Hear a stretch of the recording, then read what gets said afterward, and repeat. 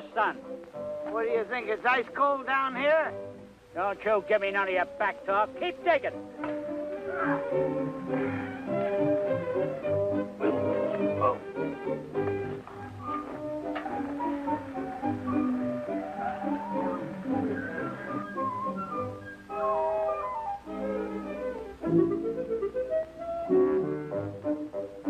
Hey, Larry, I found something. Is it gold? No. Silver? No. Is it beautiful treasure? How do I know? No, it's Mo, and he ain't beautiful. You idiot! It's me, all right. Now get back there and go to work. Hey, I'm sorry. Come on, Ed. The treasure's supposed to be right here, according to the map. Mo, we found it. Come on, get it up here. Oh, boy. Boy. Take it easy now, fellas. Hey, it's locked. Well, we'll get the tools and open it up. Yeah, get a chisel, boy. Here you are. Treasure. There's a chisel. Oh, here's a mallet. Okay, I'll hold it for you there, Larry boy. Give it. Oh! Matter with you? What are you hitting them for? Oh, yeah. Come on, get the hammer up here. Give me a hammer. I'll get to it. Hey, boy, oh, boy, oh, boy. I can't wait. Treasure, easy, fellas. Now a treasure. A treasure. Looks like a treasure. Another box? But that's there.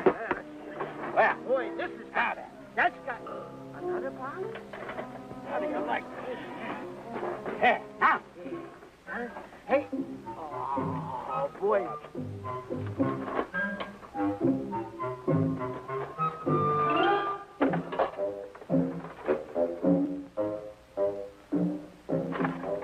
It may be small, but I'll bet you it's rich. Yeah, boy. Good things come in small packages. Yeah. Oh, come on. Well, that's even better. It's smaller. Treasure. Another one? What's it say? The next Stooge cartoon is going to be wonderful. Yeah? Well, let's watch it.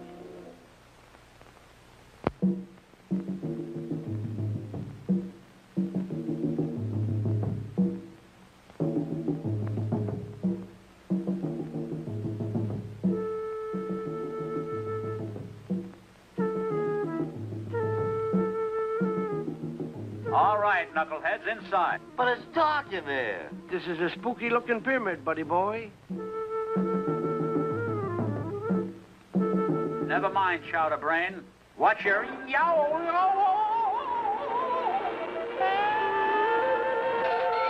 Zowie! Say, we got to the bottom of that in a hurry. Where are we? Well, let me see. We know we're somewhere inside the Great Pyramid. So we take the square of these two sides and add them to the square of the hypotenuse. Square? Like you, Chowderhead. So we take the square root of 783,596.85. Aha! Just as I thought. Yeah? We're hopelessly lost.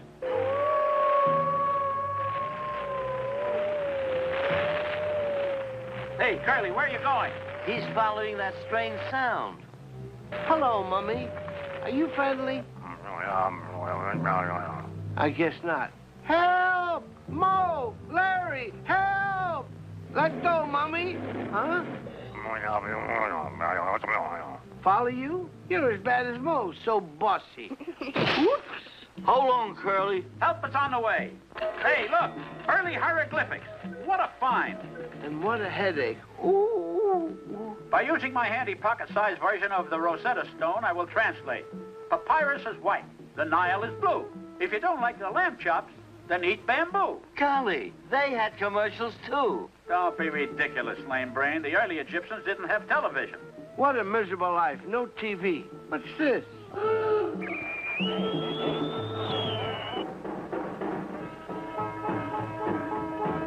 Cut that out.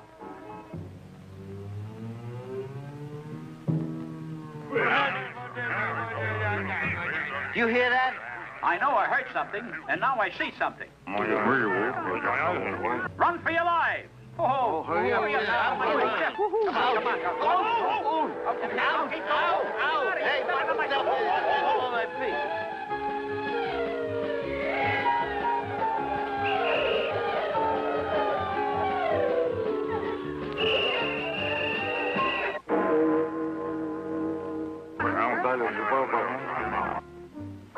sleep around here anymore. We're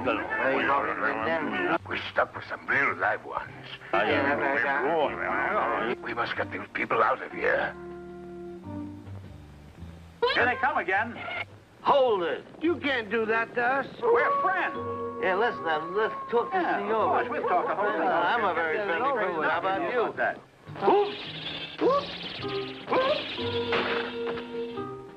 Are we gonna let those mummies get away with this? Not without a fight. We'll tear them apart. Boo.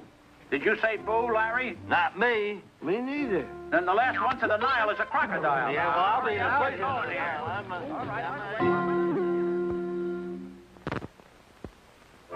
Very disappointing. Yeah, no treasure, nothing. That's right, nothing. And the gold is supposed to be right here. Yeah, you're right. We're supposed to. How about that? Nothing but that goop. Yeah. No gold, just that gooey black stuff. Yeah, it's just that. Oil!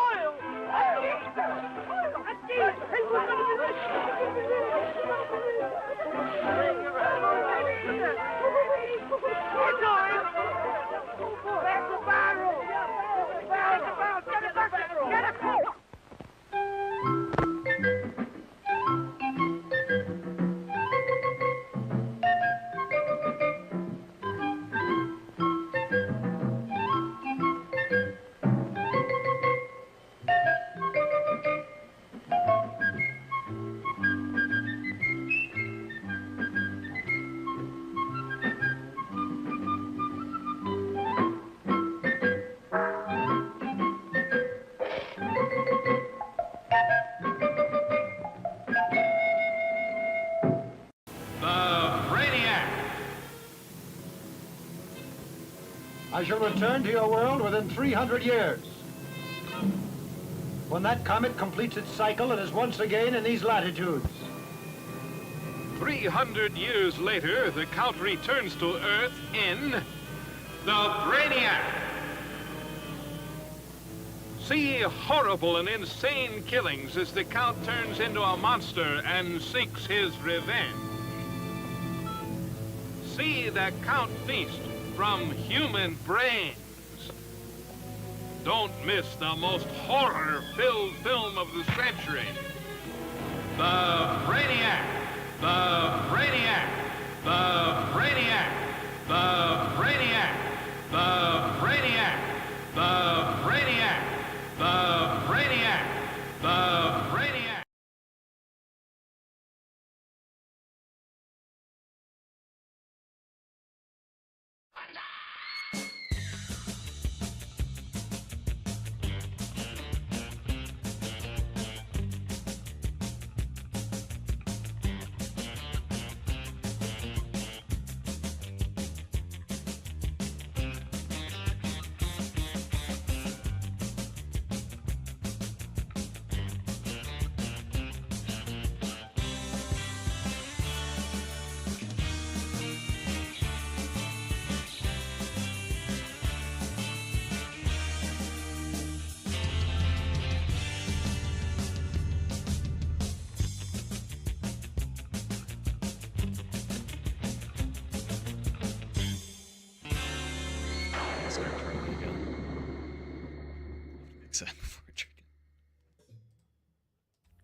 Good evening, goblins and ghouls, and welcome to the Friday Night Scream Stream. I'm your host, Spakenstein, joined as always by my very good friend, Mr. Evan Sink. Good evening, everyone. How we doing tonight, Evan? I'm feeling great. I'm hearing Brainiac ringing in my head still. Oh, Is there an Brainiac. echo in here? It's yeah, wasn't it funny? Like it's like a record stuck on repeat. It was like that music cue was what was really like just okay, like we're coming to you live from the bottom of a canyon. Yeah, basically. And a very deep canyon, deep clearly. cave. La Brainiac. Yeah. So, happy Friday. Happy Friday the 13th. Yes, happy Friday the 13th, everybody. Hope everybody has had a devilish Friday the 13th so far. Of course, I see all of our good friends already in the chat. Sears, Kathy, Joe, James, William, JK, Toast, Joe Cola. Hope everybody is doing well out there tonight. We're obviously we're known for our Friday the 13th specials. Obviously, we've certainly made a name for ourselves with those. But we are busy bees over here. And yeah, when SNL called, we had to turn them down. Yeah, we had to say, look, we just got too much going on. So normally we would celebrate Friday the 13th with a big extravaganza, but we're just both way too busy. But we're not too busy to keep doing our show. So we're here tonight to enjoy another schlocky movie, right? That's what this is, this season, this summer of Schlock Strikes Back is all about. Yeah, we haven't, so our Friday the 13ths before, they haven't been in the summer, have they? No, this is the first Friday the 13th that we've had during the summer. And believe me, I was like, oh my God, there's so much we could do. Didn't have any time. So... It's okay. It's okay. We've got other Friday the 13th, but we're going to enjoy this one with a schlocky movie. I mean, and from what I hear, this movie is particularly schlock. It seems pretty schlocky. Can everybody see the title? Yes, of course, tonight's film entitled Robot versus the AZTEC Mummy. So yeah, wait, is it the robot? It is that. Well, you see the title over here on the side doesn't have the. Okay. But I have seen the, so I don't know which one is which tonight. I mean, I would accept Robot versus the AZTEC Mummy, but like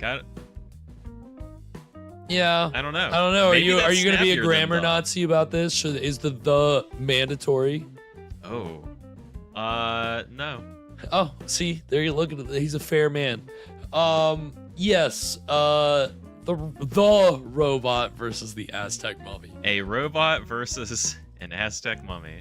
Well, hey, you know what? It's about time we got a monster mashup, right? I mean, I don't know if we've had a monster mashup on the show. Evan just saw the first monster mashup. Recently. What? So last week, so Garrett and I off the show because we can't show it on here. We've been working through the Universal Monsters Pantheon, and we're on what was that like? Would you call that Frankenstein 5 or Wolfman 2? I like Frankenstein 5. It just has a nice ring to it. I think the Frankenstein 5. Frankenstein 5. Dude, band name. Frankenstein 5. The Frankenstein 5. Sick guitar riff. So we watched Frankenstein meets the Wolfman. Or wait a second, was that one the Frankenstein meets the Wolf? We watched that movie. Yeah, come on, get it right. Yeah, we watched that movie last week, which was a lot of fun. I expected it to be. I guess when I think of like the modern monster mashup, to me it feels just kind of cheap, kind of schlocky. Maybe fun. But kind of what do you expect? But Frankenstein meets Wolfman was pretty darn good. It was solid, right? It was a pretty solid film. I really enjoyed it. I loved watching Lon Chaney yell at that guy. Like I felt like shook through the screen. Yeah. Yeah, isn't that a powerful scene? I was making food when Evan was watching that scene. But that, when I think back to watching it as a child, that scene always did stick with me. I feel like that scared me more than anything out of any of those movies. Because so far, if Lon Chaney came up to you and started screaming at you in your face, you'd be I feel like I would faint. Yeah, you would. I'm surprised that guy didn't. He's already using so much lung capacity to belt that earworm of a tune, if you've ever seen it. It's a great scene. But yeah, that was the first monster mashup. So now we're... Yeah, where are we? What this. Year is this? So this is produced in Mexico from in 1958. Wasn't released in the United States until 1964, and it is one of those things. We'll get into it tonight, the making of the movie, all that good stuff. But, you know, every summer of Schlock around this time, I try to go find a really schlocky international film. And so I think we've got that tonight. I say yes. And yes, my hair, I, again, didn't even have time to really do my whole thing. It was slick the hair back and go. But it's manageable this way. It's a lot.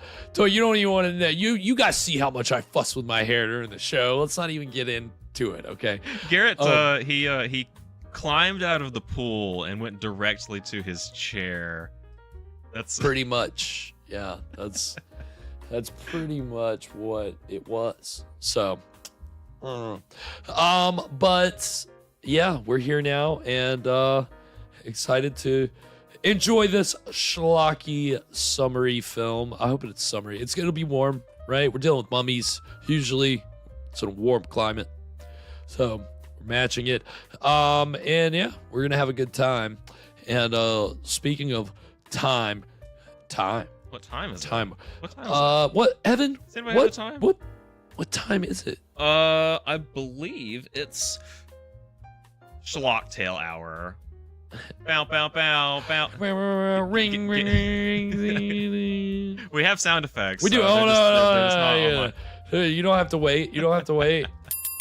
Oh, hey. There you go. There we go. There we go. Yeah. I got all the sound. I got them all. Okay, so Garrett, I have a question for you. Do you like getting caught in the rain? You know, sometimes I actually do. Okay. I don't. I feel like that has been maybe once or twice in my life where I've been like, yeah, I'm glad it's raining on me right now. So you and Rupert Holmes, yeah, you can enjoy that. Follow-up question: Do you like pina coladas? Do you want me to be honest? My guess is no, because I know you don't like coconut. Hold on, Evan. Hold on. Got it. Yeah, so I've been putting off doing pina coladas on this show, kind of for that reason for a while. But I had an idea this week. Have you ever been served a cocktail out of a piece of fresh fruit? To me, that feels like summer. It is. It does. Yes, I think pineapple. Yeah. Maybe. Yeah, I've had some drinks served out of pineapple. Served out of a pineapple. Mm-hmm. So, have you ever had one served out of a watermelon? I can honestly say no, I have not. Well, me neither. But we're gonna do that tonight. We're breaking new ground here tonight with a spin on the pina colada, which I'm just calling the melon colada. Why overcomplicate things? Right. So the melon colada, if you'd like to make your own, is made with cotton candy vodka, fresh watermelon juice, or just watermelon. It's summer; they're in season. Cream of coconut, and a couple dashes of bitters. And if you do make your own at home, please let me know how it tastes, because unfortunately I do have some bad news. So I've had to pivot a little bit. I went to the store today and I could have sworn I've seen cotton candy vodka in there before, but they didn't have it today. All they had are I've substituted, and this it's a big step, but I feel like it's probably the closest thing. I got some blue raspberry, so a heavier flavor, maybe a little more tart, but you know what? It's Schlocktail hour, and we're just kind of trying stuff, so we're gonna go for it. I really wish they had.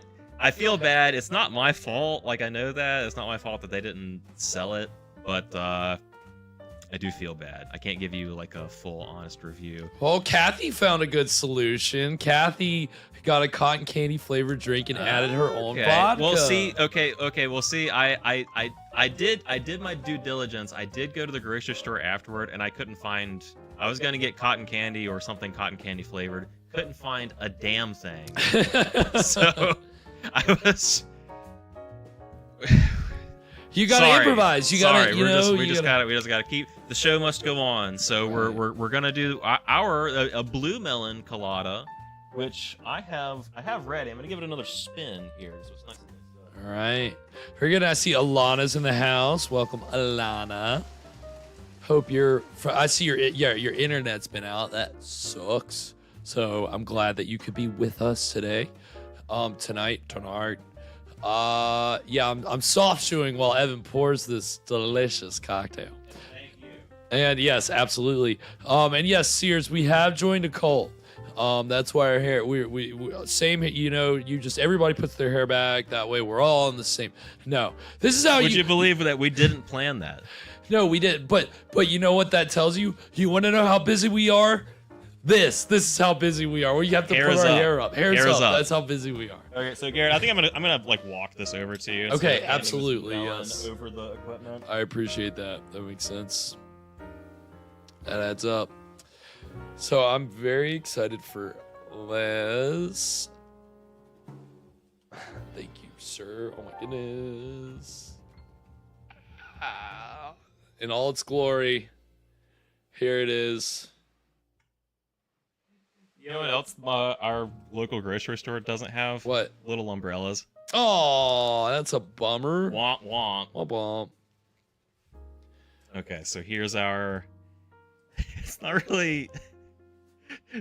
It's more like a bowl than a cup, a glass. But the fun part is gonna be like, Evan, do you actually have somewhere to set it down? Not really.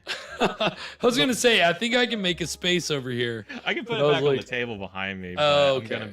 I'm gonna be sipping. This bowl's gonna be in my lap. It's definitely. Are you holding yours with two hands? I'm holding mine.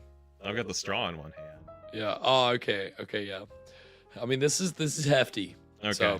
So I'm everybody just visualize the pool, I guess, or the beach, and enjoy our melon colada. Cheers, everybody. Cheers.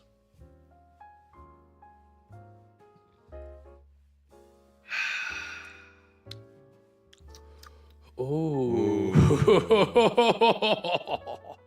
That's not bad. Evan, I really doubted you on the blue raspberry. I was like, really it's not gonna be bad. too tart. It's Yeah. not gonna pair. When I'm wrong, I'm wrong. I gotta admit it. I'm wrong. This is fucking delicious. Yeah. I'm still a little sad about the cotton candy. Right. You know, maybe someday if I see another bottle, I might get some and try it out. But it's really not bad. It's delicious. It's gonna be perfect for sitting on the sidelines and watching this robot in this AZTEC mummy. Yeah, dude. Well, we'll see. Again, like you noticed with Frankenstein meets the Wolfman, how much duking out can you really expect? Please tell me that they're gonna fight for more than like a minute at the end of the movie. I've never seen this, but I can't make any promises. And if you know the answer, don't spoil it. Don't tell Evan. Don't let him know. Yes. So it's a delicious cocktail, and I'm gonna go ahead and be honest. This is gonna be an unpopular opinion, but I've delivered plenty of unpopular opinions on this show in my time. So let's add one more to the pile. I'm not a big fan of watermelon. Really? There, I said it. So, I'm just being honest. Wow, so you hate everything in this drink almost, but you still enjoyed it. But there was something about, okay, so I got the watermelon taste first. I was like, I don't really like that. No, I don't really, but it's just like, oh, watermelon. I don't really care for watermelon. That's what I said. I don't really care for watermelon. Yeah. The douchey way of saying it. And then the coconut cream hit. I love but it wasn't cream of coconut. There was no coconut taste to it. It was just a creaminess. It's mostly cream mixed in with it. It was not like too heavy on the coconut. No, not at all. And then the blue raspberry came in after. It was so wild the way that the flavors came in one after the other, but they really did. You're right. Yeah. There's like a progression to it. It was very strange. Like, you know, some cocktails, all the flavors blend together at once. But you can pick out everything in this. In the way they follow like in succession, it's I don't know if that's just the human. It's the human brain, right? There's no way it's the taste buds. It's got to be the brain. The brain can only process you registering one flavor at a time. If we got any neuroscientists out there, maybe we can get an answer. But very, very delicious cocktail. You blended up a winner tonight, Evan. So congrats. Thank you. Thank you. We've been on a good streak so far this summer. We have. Your schlock tales have been killing it. I've enjoyed every one. And again, you've been using ingredients I'm, not the biggest fan of, and then I can still say it's delicious. So it's very, very good. It should pair well with the movie, which again, The Robot versus the AZTEC Mummy from 1958. And we've established this. But yeah, obviously produced in Mexico, so we'll be getting into the history of Mexican horror films and Mexican horror films distributed in America, because obviously sometimes they become whole different movies, and that's we'll touch on that later. But Sears eating watermelon in the shower, I've never tried that, but okay, I kind of want to now. It's just like a water explosion everywhere, right? Yeah. Let's that's Alana. That's a great point. You're not going to make as much of a mess in the shower. So. Yeah, you can just maybe that's what it is, right? Like watermelon's best when you can just go to town on it. Mm-hmm. When you can just sink your teeth into it, like you're like biting into the flesh of you tap into your like monkey brain and just sink your teeth into the flesh of some fruit. You're not worried about making a mess. Mm-hmm. That's the last thing on your mind. You're just trying to satisfy the craving. So, I love it. Like I love a fruit it. Vampire, like a fruit bat. Fruit bat. Yeah. We're not on vampires tonight. We're on mummies. Okay, we don't get mummies often, so we'll talk about mummy movies too. We don't get a lot of mummies on this show. Hence, I had a very good reason to wear my mummy shirt tonight. This mummy, I don't know. This mummy will look interesting. I'm very excited. Most of the time, it's an Egyptian mummy. Yeah, I'm excited for the robot. I feel like with a mummy, you kind of know what to expect, but a robot could be anything. Well, but to me, though, the fact that it's an Aztec mummy. Aztec mummy. Sorry, if I say Mayan mummy, know that there's a reason that I will explain later. Okay. Aztec mummy. Don't worry, that's one of the many fun things we're gonna be getting into tonight. But the Aztec mummy, yes. But you're right. The robot is something to be excited about too, right? I mean, come on, robot costumes at this time. I mean, I feel like you could either get really inventive or you do like a cardboard box with some hokey like tube and box, and like a bucket for a head or something. But even that, it's like it's fun in its own way, right? And I think that's the kind of movie that we're gonna get tonight. So very excited for it. Very excited to have everybody here. Again, if we do, I don't know about this, another movie that was shown on Mystery Science Theater. So if we do get interrupted, we'll go to Twitch. Go watch us on Twitch. You got to have an account to comment, but you don't have to have an account to watch. So really hope you can make the jump. If not, it's all right. No worries. But we're really excited for this movie. Again, it's been really hyped in the best way. So I'm super excited. Anything else before we get into it tonight, Evan?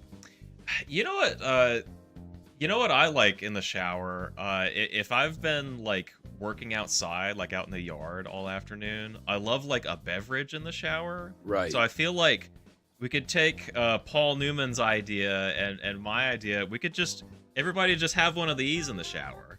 Oh, there you go, the best of both worlds. Just two birds, one stone. Blend it all together. That's a good idea. There we go. Boom. Validation. On that note, without further ado, we're going to go ahead and get into the exciting beginning of the robot versus the Aztec mummy. Right. Right now.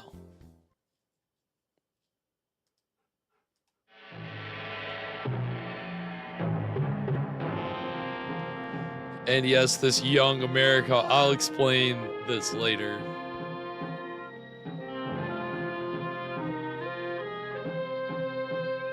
Yes, Sears, when you're young, a shower beer is always a good idea. When you're older, every once in a while it's okay. Yep, there was the. You saw the the. Confirmation. A company manufactured the robot. Wow. Ooh.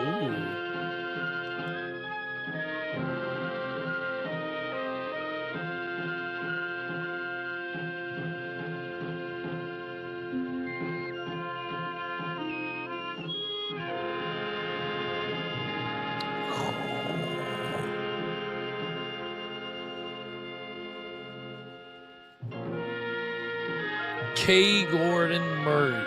We'll talk about K. Gordon Murray later. So I guess this was originally done in Spanish. Yeah. And so K. Gordon Murray is the guy who's like, all right, I'm going to release it in America, and then, has it dubbed. Vienna, the famous Vienna robots everybody talks about. Yeah. I love their sausages. How far can the human mind penetrate the mysteries of the great beyond? Who knows? This picture is based upon an extraordinary experiment carried out by Drs. Hughes and Tooney of the University of Los Angeles. There is no doubt as to its authenticity. Testimony of people participating in the experiment, sworn to by a notary public, preclude the possibility of any fraud. This picture is a combination of factual data mixed with fiction.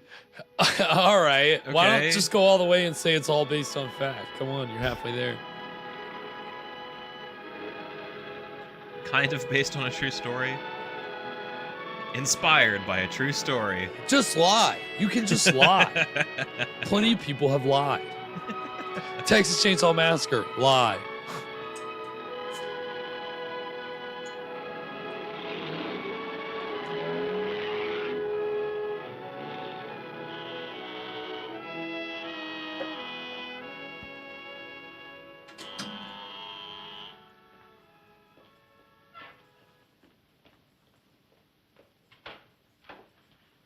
What's up, Sally? Good Welcome. evening. Welcome, Good Sally. evening. Good Hope evening. you're having a good Good Friday. evening, sir. Good Friday the 13th. Dr. Diaz, Dr. Esther, what a pleasure to have you here. The pleasure is all ours. I hope you're feeling well. Very well, thank you. And you? The same old laborers, always working. Trying to find new ways to help patients die painlessly. Please don't choke. But won't you Yeah, come? those My are husband is in there waiting Ridiculous for you. buttons. Good evening, gentlemen. I'm most grateful to you for having taken the trouble to come to my home this evening. It's no trouble, Doctor. We're delighted. Who'd complain? Yeah, that's and it, having Joe. the opportunity of visiting with such a beautiful young lady as your wife, Flora. Flatterer. How are you, Pinkate? Fine, Doctor. Please sit down, gentlemen. Thank you. Dubbing. It's like what is this Dr. conversation? Diaz, Dr. Esther, I've taken the liberty of calling you here because I think it's time I revealed something very serious. Let's hear it then. It's about the Aztec breastplate and the bracelet, gentlemen. How's that? Why, the whole thing was forgotten long ago. It's a closed book, Doctor. And that's exactly what I thought, too. But things have happened lately that I think you two should know about. My friends, be patient and allow me to tell you a story. Although you already know part of the history, there are some things that you ignore. I think the best thing to do is to begin at the beginning.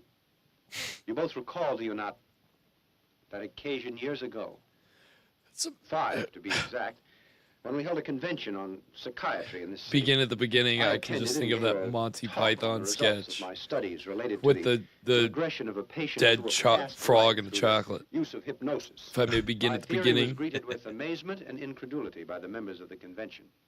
Among others attending that day were you, Dr. Esther, and you, Dr. Diaz. You both had come with Dr. Krupp, and my theory was made the subject of ridicule, and I left the convention bitter and defeated.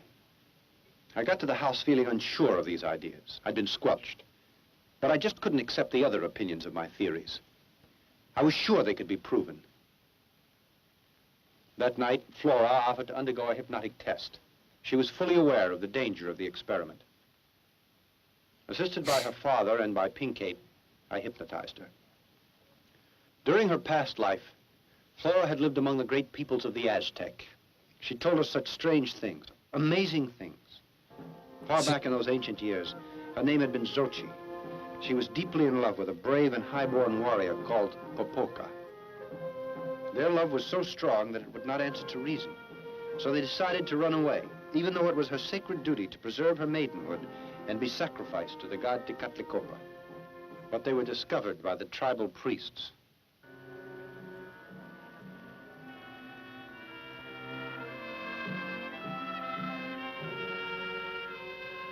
So this is kind of like the story from The Mummy. Yeah, I was gonna. This is like the Mummy. Have you seen? I've seen the Brendan Fraser Mummy. It's all the same kind of idea of a woman who's a reincarnation of a princess who had an affair with a guy who was turned into a mummy. That's the... As punishment, the warrior was buried alive, and an eternal curse was placed upon him. That's The Mummy. And The Mummy, and The Mummy. And I'm talking about 3 different movies.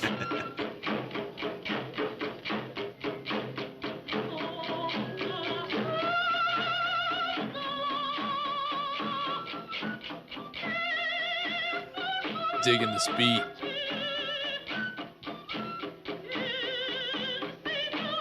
I mean, the production values are, you know... It feels pretty good. Like, these don't feel like, you know, super cheap costumes.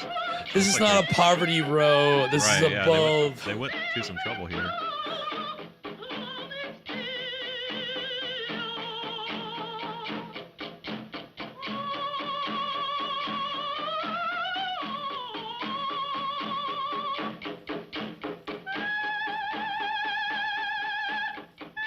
Makes me excited for the robot. If the Aztec Evan, stuff looks this good. I think you need to temper your expectations. Oh no. And wait. Oh no.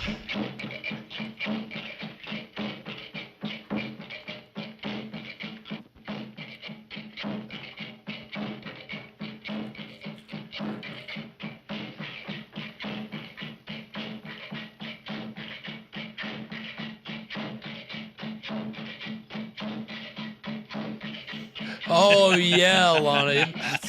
It's so weird. Cursed. My 3D printer is cursed.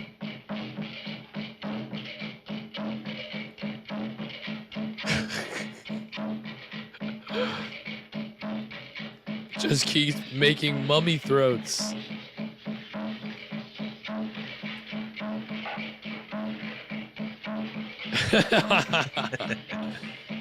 Oh, I wish we had the budget for that kind of gag, Sears.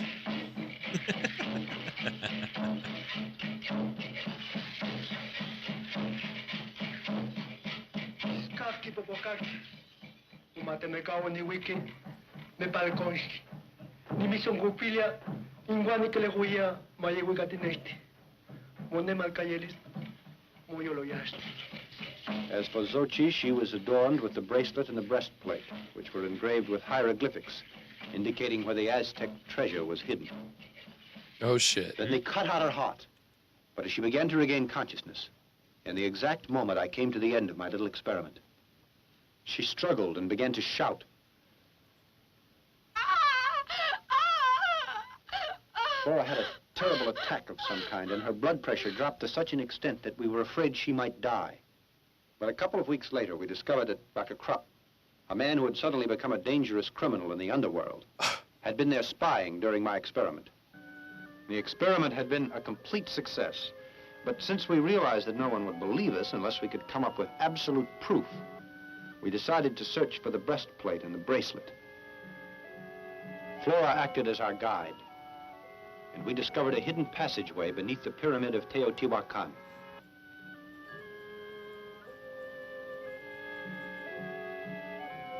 I mean, even this, you know, it's the idea of romping through the tombs, you know, they're selling it. I think they're selling it.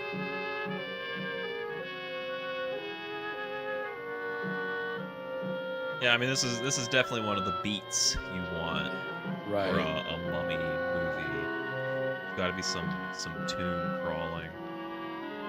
Yeah, in the first one, there's not really too much, but the others, it's a little more of a focus.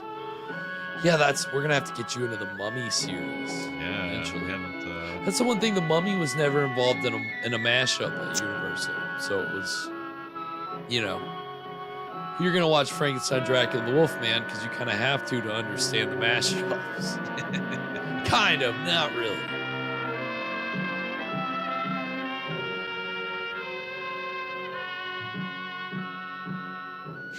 It does feel though like a lot of it that like this movie is like dragging out like as much as it can. Like the singing obviously, and then now this.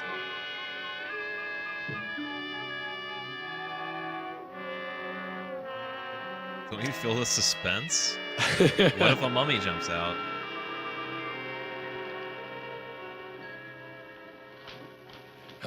I mean, I want one of those little bugs from the '99 Mummy. Oh, this thing scared the shit out of me as a kid. Right? Yeah. Thought of something crawling under your skin. Professor, I think we're up against a dead end. It'd be possible. The Aztecs wouldn't build a secret passageway just to have it end up for no rhyme or reason. There must be some way through that wall. You don't know that. You don't.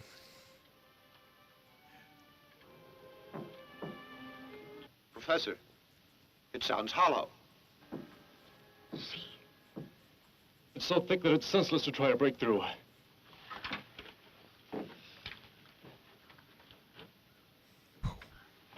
Well, you've been wrong before. We know not to listen to Lend me this a guy. hand, please.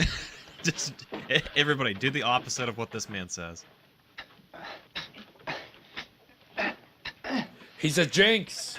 He's a jinx. You never should have come on this expedition. Flora, come on. Sally, that would track. That would definitely track. It seems like he's been a little more active in a way that would imply that.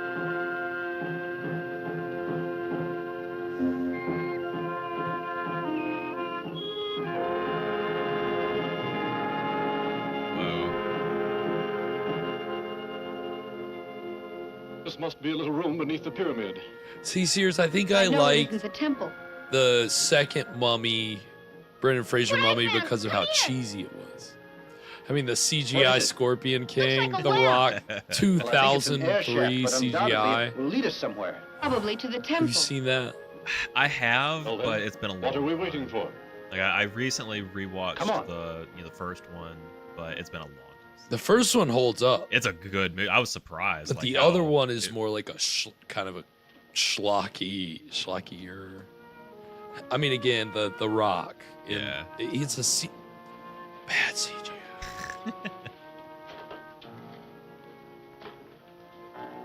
Still fun though. Still a very fun movie.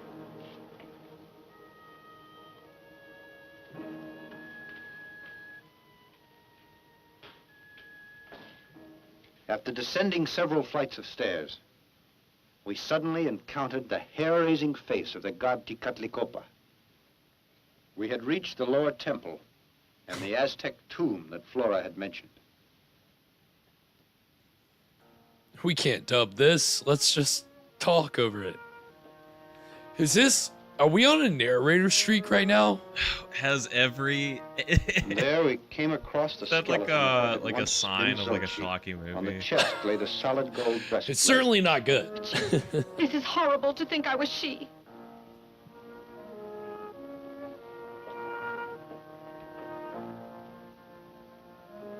You know, we're the first persons to break in here. It's a world that slumbered all these years and begins to awaken now. We've found what we wanted so badly. Oh, Edward, don't do it. James, don't even get me started on Abbott and Costello Meet the Mummy. That is terrible movie. Like, and not in a good way. Like, in an annoying way. It was their last movie. It may have been their last movie.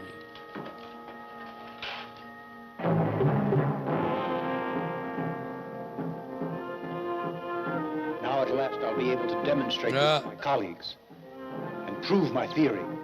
It's simply amazing. Just a few days after I got the breastplate, I asked you all here, including Dr. Krupp, as you'll recall. Certainly. I'd say that it was the greatest experience of my life. Mine, too. You must also recall that I said that I'd study the breastplate and that I'd try to decipher the hieroglyphics and see what they meant, since I knew that the message would tell how to find that hidden treasure. Yes, but I remember your telling us that you also needed the bracelet. Exactly, Doctor. One object complemented the other. Without the bracelet, it was simply impossible to decipher the code. So I decided to go back for it, in spite of the Aztec curse that surrounded it. He who defiles the tomb of the Aztecs and finds the sacred plate will run the risk of death and his family as well, until the breastplate is replaced. I depended upon It's the help almost a of my line out of the father-in-law Mummy and minus my the good friend, breastplate Dr. stuff. Kincaid. So once again, the three of us got together and returned to the tomb. When we reached there, and I was just about to pick up the bracelet, my father-in-law stumbled on something and called my attention to it. So what, did they just not see it the first time? It was the same, it's in the same place? Yeah, it kind of, I feel like it's like that in Mummy movies. Like, Look there, doesn't that grave belong to Popoka? Yes, according to the legend, it does. In that case, where is he now? Popoka. Uh-oh.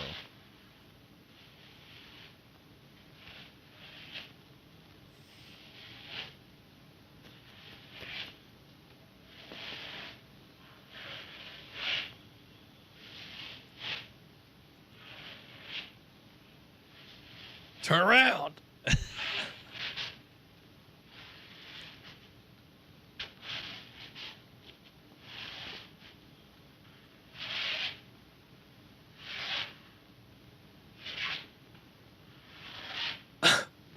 We heard a strange shuffling noise that was coming in our direction. Yeah, dude, we know. And then out of the darkness appeared the ghastly and terrifying Popoka. Yeah, we know. The Aztec warrior had come back to life. Come back to life to retrieve the objects that had been left in his care for eternity.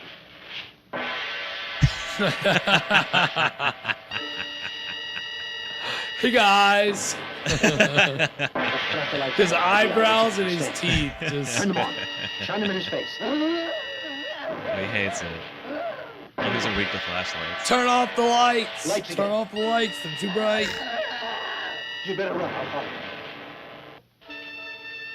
They've been in the darkness for thousands of years.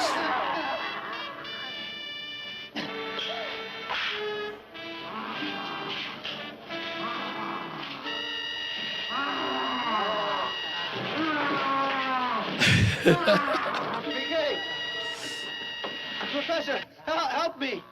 You're on your own. Flashlights. Pull me faster. They know his weakness. Are they gonna rip him in half? Nope, he's getting away. Got him.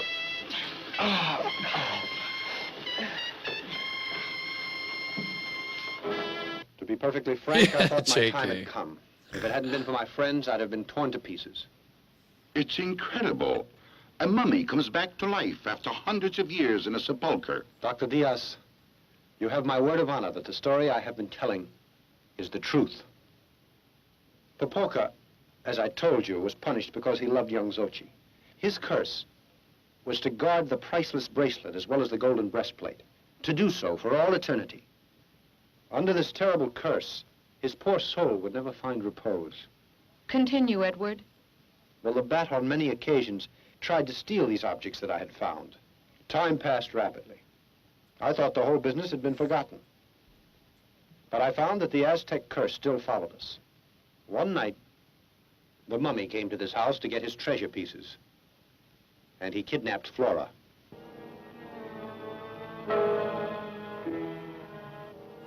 He tied her to the sacrificial stone where the skeleton of Xochi had lain. Reincarnation. Some reincarnation action. Placed the bracelet and the breastplate on her. It feels like we're yada-yadaing. Obviously, the mummy here. intended to make history repeat itself. I'll explain. He was going to cut out Flora's heart and offer it to the god Tecatlicoca. The three of us rushed to the pyramid to try to rescue Flora. And we stood transfixed for a moment at the scene we saw. The mummy was standing next to the stone. We gotta get to the robot. He was holding a knife high in his right hand. I jumped to the floor and luckily was able to hit the blade with the bullet. Nice. Wow, nice shot.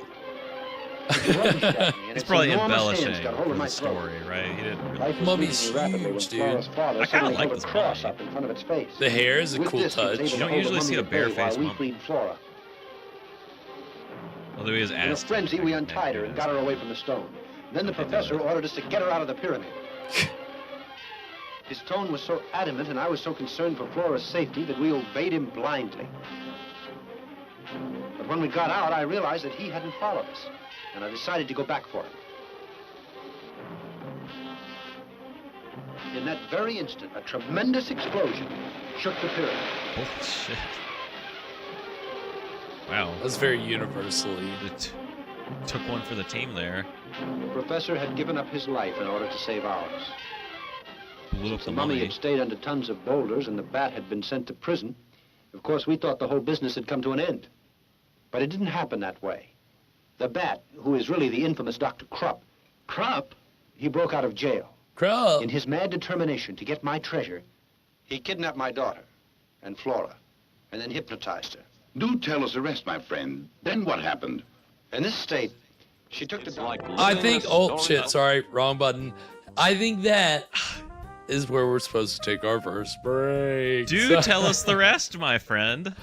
Isn't that the perfect place to take a break? Get you right, get you hooked, and then say, but you gotta wait. Yeah, what a story. Yeah. Which, yes, right, we were being told a story. That was a whole... The whole thing's been in flashback so far. Flashback, you could also say recap, because this movie is actually the third in a trilogy. Oh, what? Yes. So there was an AZTEC Mummy trilogy. I think the first one was the AZTEC Mummy. The second one... I'm not going to get the title right. Another one, and then this one. So all three of these movies were shot back to back to back. But I don't know if they ran out of time or money on the third movie. But they, even in the original version, they decided, we got to pad this out. So let's just recap the first two movies in the third movie. So we're seeing footage from those other movies here? That's what all this is footage from the first two movies in the series. Wow. So that's the thing, we're watching a third movie in a series, but you don't need to have seen the first two because we're literally getting the whole story. We're getting the fill-in. So great. Right? It works out. Well, are those movies public domain? No. Again, this one is public domain because of how it was released in the United States. And I will kind of explain what happened with the first movie in the series when it was released in the United States. But this one was released by a guy named K. Gordon Murray, whose name we saw in the opening credits. He would buy films produced in Mexico, dub them, and then release them mainly to like children's markets, like matinee audiences. You know, a lot of kids would go see films at, matinee hours. Yeah, when they're cutting school, like Holden Caulfield. Yeah, cutting school, or, maybe a little more innocent, just the weekend. Let's go hang out at the movies all day, right? But hey, yeah, I like the little delinquents, running around. so he really catered to this, to mainly a children's audience, but he could get these films for, I'm imagining, a very cheap rate, dub them pretty quick. This one was dubbed at a studio called Sound Lab Inc. in Coral Gables, Florida. So, yeah, I mean, he was a producer and an enterprising one. I think any time that you can pick up a movie that someone else made and release it like it's your own, that's a winning formula to me. But the first, and you know, we saw at the beginning credits, it said like young Americans, whatever. Yeah. That's why it said that, because he catered to a younger audience. So it was just the horror craze in the United States for young people watching horror movies, which mainly was because of the SCHLOCK theater package on television, which started in like 1958. This film was released in 64, which was kind of towards the end of the craze. But there was a monster craze in the United States for kids because these movies were showing on TV. So this was produced in 58. So it was, you know, released by him later and using that horror, Young Americans Horror Fan Club, whatever, to try to get young horror fans in to see the movie, which obviously is very much a blatant rip-off of, not rip-off, but it's parroting The Mummy, like beat for beat. I mean, I guess the earlier films do that. Which Evan hasn't seen The Mummy. Yeah, not yet. We'll get to it. We'll get to it. But obviously, you know, if you've seen The Mummy, you can tell that it's reminiscent of a Universal horror movie. In Mexico, around like late 50s, early 60s, there really was this push for horror films that emulated the Universal style. So there's El Vampiro, which is great. It was 57, and it's the vampire has big old fangs, and it's very expressionistic. And I don't know if it was released in the United States. Its sequel was. But those films were written and directed by a guy named Abel Salazar. And tonight's film was written by his brother, Alfredo. So, yeah, I mean, I guess the family was in the horror biz for a little bit. But yeah, I mean, obviously, anytime we get an international film, you know, you always think about, well, what was that country? What did their horror films look like compared to what was going on in the U.S.? So, U.S. late 50s, I mean, it's mostly schlocky stuff. It's not really, you're not getting anything hard hitting. This is, you know, I think tonight's movie will get a little more graphic, but Mexican horror films started to kind of push the boundaries. And so the trailers, so the first trailer we're going to see is for another film released by K. Gordon Murray that was produced in Mexico from the same producer of tonight's film, Guillermo Calderón. It was, I think it was produced under the title Santa Claus versus the Devil. Or Santa Claus, yeah, Santa Claus versus the Devil. But it's released in the United States as Santa Claus. So you don't, but the Devil's a lot of fun. It's a wild movie. Another monster. Santa's a monster, okay? He's a monster. The man is a menace. But Santa and the Devil, that's a great mashup, right? That is, yeah. So yeah, that's the first trailer we're going to see from the same producer of tonight's film, released by the same distributor of tonight's film. The second trailer we're going to see is for a film that was also produced by the producer of tonight's film, Guillermo Calderón. But it was produced 10 years after tonight's film, and it's entitled Night of the Bloody Apes. And they are like way past the bounds of like where United States horror films were at this time. And even in this trailer is graphic. So I'm going to go ahead and warn you. There's a lot of gore in this trailer. And that 68 is the same year as Night of the Living Dead. But Night of the Living Dead was black and white. It kind of had things to soften it a little bit. Not that did any good to the matinee audiences that watched Night of the Living Dead thinking they were getting a cheesy horror film and then got that. This is like full on. Like Hammer was kind of trying to go a little more with gore in color, but this is gore in color for the kids. Yeah, but like splatter style. It's like Herschel Gordon Lewis times. Like there's an eyeball being. I haven't seen the movie, but just the trailer. This is a 3-minute trailer, and they show you a lot. So, and there's a little bit of nudity. So heads up. It's gonna be good. It's gonna be a lot of fun. So we've got the trailers for it. And isn't that a fun dichotomy? Santa Claus and then this really gory, like, adult trailer. It's the perfect mashup. So we're gonna enjoy, but that's the kind of the wild thing about this producer releasing this movie for kind of kids audiences, but Mexican horror films were wanting to trend a little more towards things that were more graphic. And I think we'll see examples later in tonight's movie. But this trailer, you're gonna be like, so we're gonna enjoy these 2 trailers, and then when we come back, we're gonna get into the exciting middle of The Robot versus the Aztec Mummy. So stick around, we'll be right back.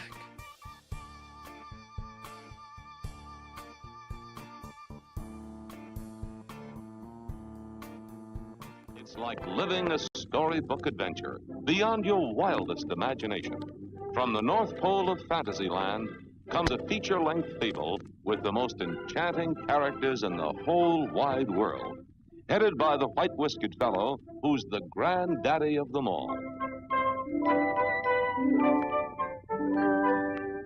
Now, a magic motion picture transports you to an over-the-rainbow land, past the doors of Santa's towering castle, and the strange, mysterious, all-seeing eye, into a fantastic crystal laboratory filled with weird and wonderful secrets no one has ever seen before.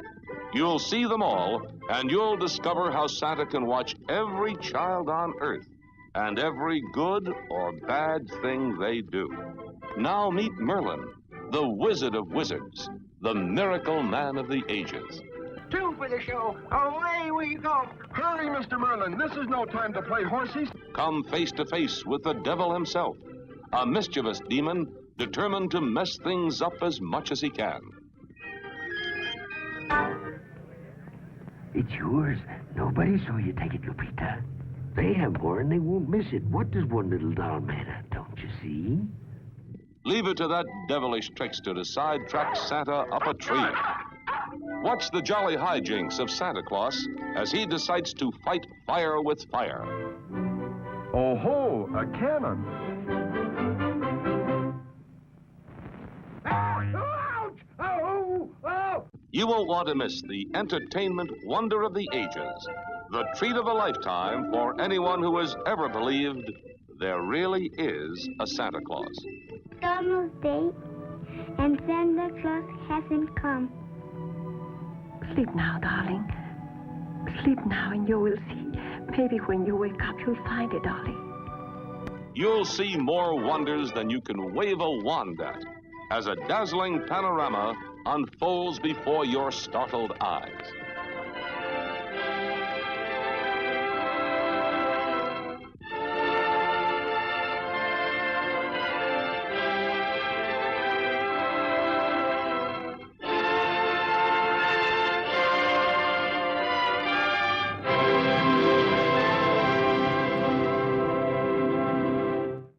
Saturday and Sunday matinee only at a theater near you.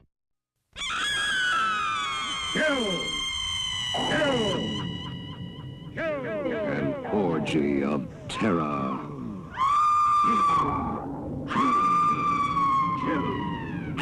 It's the light of a bloody apes, creatures born of madness half man, half beast, all horror.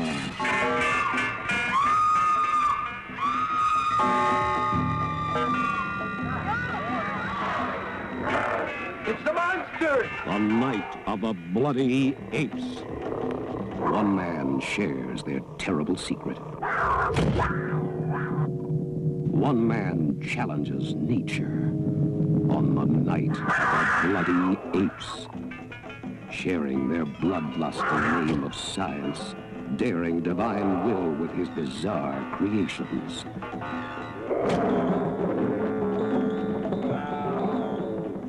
But a horrible half-beast, half-human. They strike again, and again, and again. The lust of a man in the body of a beast. What can stop them? What can appease them?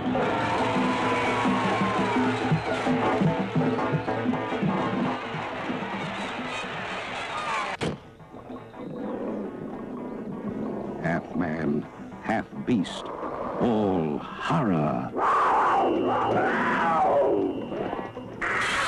Nobody sleeps.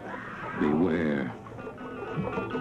The night of the bloody apes. They rip, they tear, they claw you to pieces. It's an orgy of terror. Beware. It's the night of the bloody apes.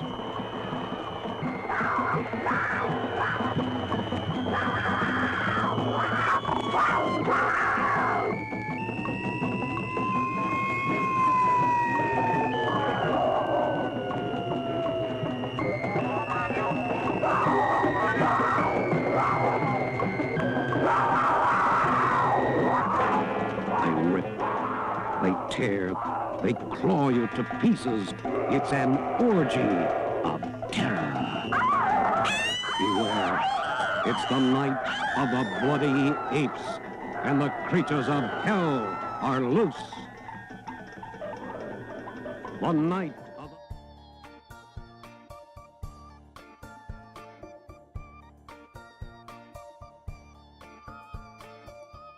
And we are back. So that was the trailers for Santa Claus and Night of the Bloody Apes. And yeah, as you can see, pretty graphic trailer there. I think it was a video nasty, actually. Okay. So one of the video nasties. One of the video nasties, which we saw one with the Driller Killer way back when. Pretty graphic. Yeah, that was way more crazy. graphic. That was an in-your-face movie. It was fun. It was a good Yeah, movie. it was fun. Great ending, yeah. too. Yeah, I wish we could show that one again, but that's one that it's kind of hard to... Well, our version's still up on YouTube, but it's one of those, if I try to show it again, I'm going to run into issues. Which now apparently Brain That Wouldn't Die is becoming one of those films, because MGM is trying to claim it. It went burp, burp, burp, burp. We were about to be at, like, as far as you can go through YouTube on the copyright thing before you got to go to legal proceedings, and they backed out. So I beat MGM. Wow. Got them. Eat it, studios. Eat it. I know my copyright shiz, but now I've used that movie on like 5, 6 of our videos. So I won one, but I've got to go through the other 5 or 6 videos and go through this probably the same process all the way through again. So are they going to get so annoyed with me that, you know what? We will take you to court. It's like, look, I've done the research. I know why this movie's not public domain. It's clear. Here's the reason. And since they released it, I think that means I'm right. Okay, so everybody in the chat, we're going to need you guys to be character witnesses in Garrett's trial against MGM. You guys all know that I do my due diligence when it comes to copyright research. And in this case, I'm 100% right. Yeah. No, I mean, that was one I could always rely on if I needed to feel. I'm like, oh, this movie's safe. It was a great, safe movie because it's a fun movie. Now, I don't know. Sometimes YouTube, like, fixes that. Like, Plan 9 used to not be safe. Bride of the Monster used to not be safe. Now, I can show them both, and they're okay. So hopefully the copyright gods at YouTube will start knocking out more of these.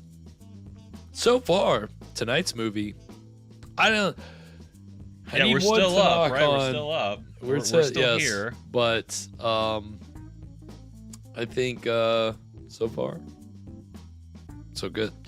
So speaking of so far so good, the movie's been so far so good. I think it's been enjoyable. Again, recap. Welcome, Dog Star. Yeah. Oh, Dog Star's in the house. Welcome, Dog Star. Yes. It was a pretty brisk first third, if only because they're recapping. Yeah, gosh, it feels like we went through 2 whole movies in that first third. Right. You think things are gonna slow down? No. I think it's gonna keep a breakneck pace, and I hope it does. You know, it's like kind of funny. Still, there was still like a lot of padding in that first third. Right. It's not like it was brisk and it was bam, bam, bam. It was 4 minutes of dancing or singing, 4 minutes of walking through a tomb. Like, yeah, I kind of makes me wonder about the original 2 films, how fast paced those were. Those were probably fairly slow. But apparently, like, the films had subplots that we won't see here. Yeah. And so there's like the character in the movie that is wearing the glasses. In the middle movie, he's like he's a masked crime fighter, or like reveals himself to be a masked crime fighter. But then in the third movie, they just totally like ignore that. So it's like a kind of a weird. Yeah, that's pivot. right. The masked guy what? Well, there's like a villain who is really this doctor that they've already said is like not a good guy, and then there's this character that like tried to fight him, and that's mostly lost, and we'll just see where this is going. See where it goes. Again, hopefully we get some robot action. Where's the robot? I know Evan is clamoring. Where's the robot? He wants to know where the robot. So hopefully we get some establishment. Let's say that we at least get it established. I don't expect it to be up around fighting just yet, but that's got to be the climax. Come on, it's like the serials. Like we said, did you say that with Frankenstein meets the Wolfman? Somebody said, I think we were talking about. You said it's like the serials in the sense that the title tells you what the climax. Last week that came up. But I think it was Frankenstein meets the Wolfman, right? Yeah. Yeah. Okay. Yeah. Right. Where the title is just about the climax, and so it's kind of like a little bit of a spoiler. Like in the serials, it was a spoiler because you knew, okay, there's gonna be a death ray. There's gonna, something. Yeah. You're always waiting for the thing, and then the thing just turns out to be just a spoiler. Just what you already knew. Bride of Frankenstein. Guess what? Yeah. That's the climax of the movie. Yeah. And that was another one where Evan was like, well, and most people, that's kind of the famous thing. If you haven't, that when you do see the movie, your first thought is, where's the bride? Where's the bride? What are you telling me? She's only in the last 5 minutes? I know that's been a line in something. But because she's such like an iconic, like such an image, right? The makeup, and for her to she plays such a small role in that movie, but pivotal. But it just, I mean, like, that was my number one thing after Bride of Frankenstein. I was like, I wanted more bride. More bride. Yep. So I mean, that's the thing. All these things where they're advertising basically the climax, you're like, well, could have used more of that. Yeah. Did we have to when save we get it? to House of Frankenstein, I'm sure I'm gonna say, man, I really wish they had more house.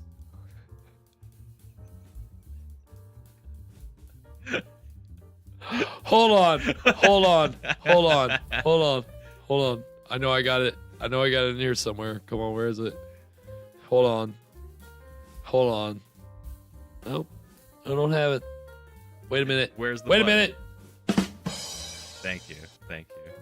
I'll be here all night.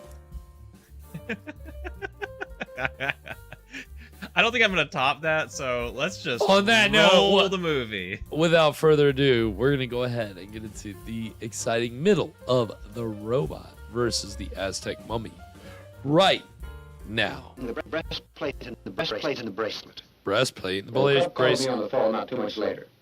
I was ordered to go there and decipher the hieroglyphics to enable the demon to locate the treasure. And you agreed? Can't you see that I had to obey? To save my wife who had been kidnapped by the doctor. And my little girl. But there's another thing that you should know. It'll surprise you to hear that Krupp once said that he needed that Aztec treasure to work on an experiment. He also said that the experiment, of course, was costly. Now you know how I was forced to do it. I went to Krupp's laboratory and began to decipher the hieroglyphics. In the hands of those criminals, our lives were in grave danger. Our only hope was that the mummy, guided by unknown forces, would be able to find Dr. Krupp's hideout, just the way he had found my house on a previous occasion. I dragged the thing out as much as possible, but the moment arrived when I could stall no longer.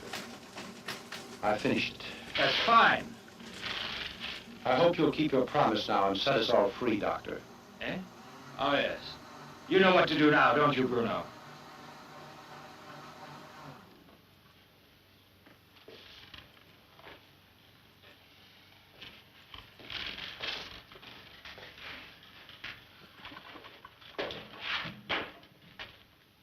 Just what are you going to do? Where's Murderers? the robot? Yeah, JK. What do you that's- think? You unscrupulous pig! Oh, no.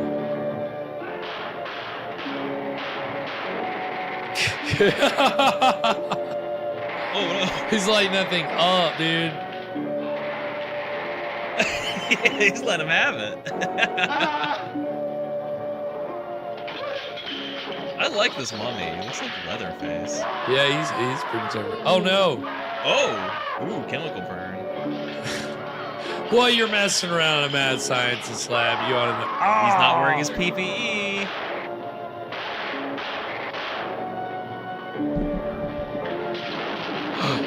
Whole set full.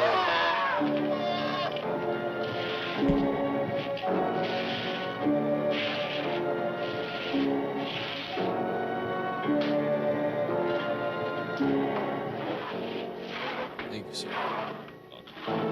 Plenty more.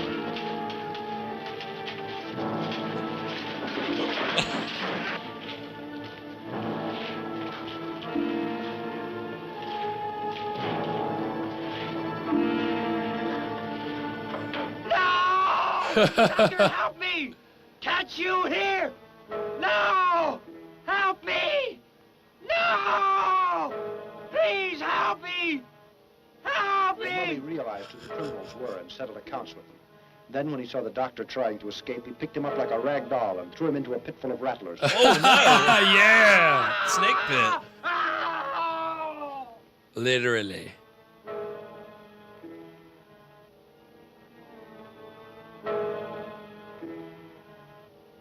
Afterwards, with the breastplate and bracelet in his hand, he slowly shuffled away into the darkness and soon was lost from sight. Glad he I'll didn't never say forget the quickly strong shuffle affection away, I had because for that would his not father. have added up. Such a kind man whose intelligent advice brought about our salvation. And the mummy went back to the pyramid? No. The explosion destroyed his temple. He had no reason to go there. Homeless. In that case, can't you tell us where he is? Permit me to continue. All these tragic happenings couldn't go unattended. So I went to the police, and they heard the whole story. We don't Then I believe returned you. to Krupp's hideout, accompanied by the chief of police and a couple of his men. You can imagine our surprise when we discovered the place was completely empty.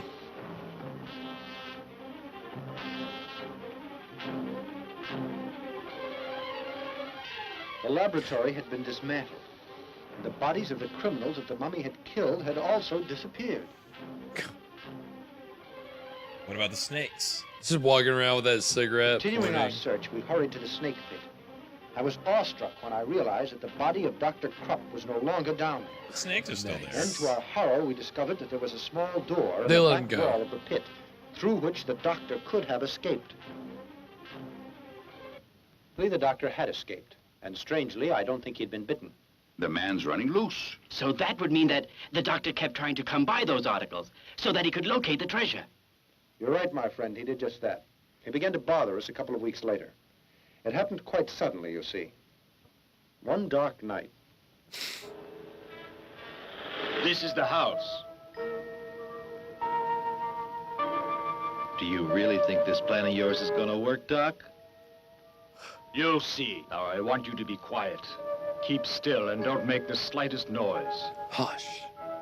Flora, it is my wish that you come to my side.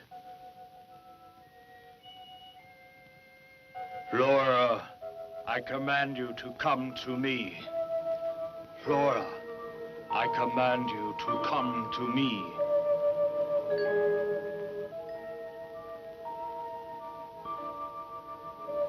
Flora, are you listening? Come here to me.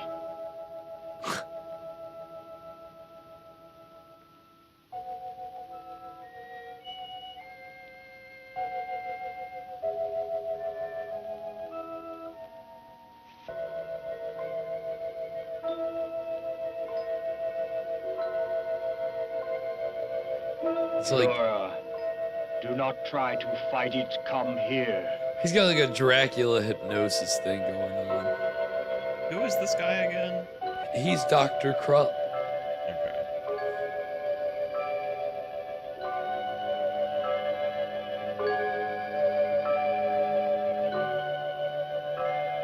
Flora, do not try to fight it. Come here. Again, padding.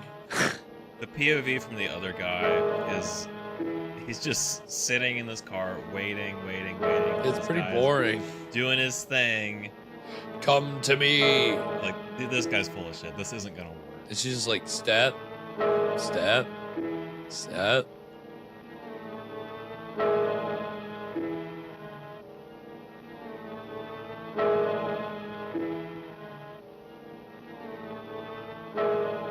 Flora, are you listening? I command you to come to me. This is the voice of Orson Welles. He looks Flora, like Orson. He does. You yeah. are to do as I command. Come here.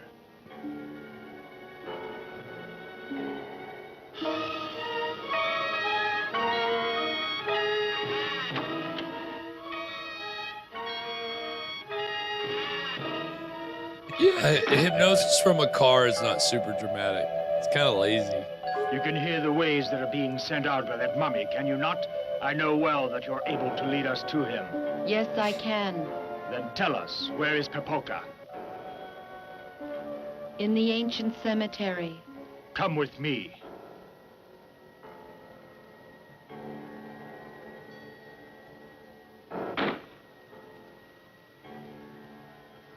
We got her.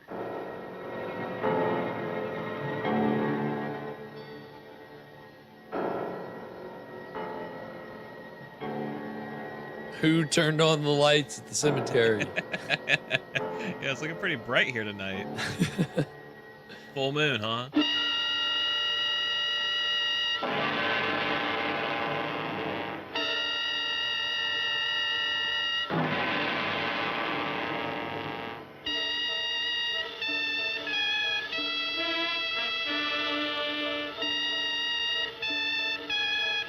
I'm digging this.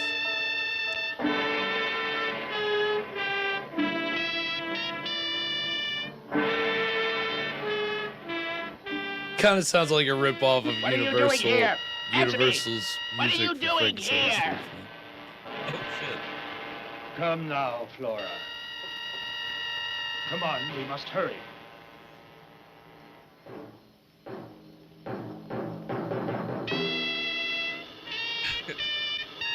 Mr. Incognito over here. Yeah, just I don't want to know anybody to know I'm in this terrible movie. Thank you, Sears. Appreciate it. Appreciate you, everybody out there. We're just having fun watching this movie. It's a very ridiculous movie about a mummy, mostly, and someone involving a robot. Yeah, when's the robot coming in?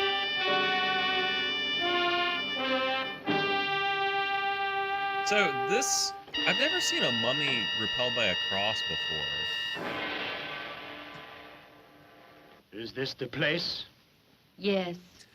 One of the non-facts that was on IMDb said something to the effect of like, why would a Aztec mummy have any knowledge of what a cross was? Right, yeah. Like a crucifix.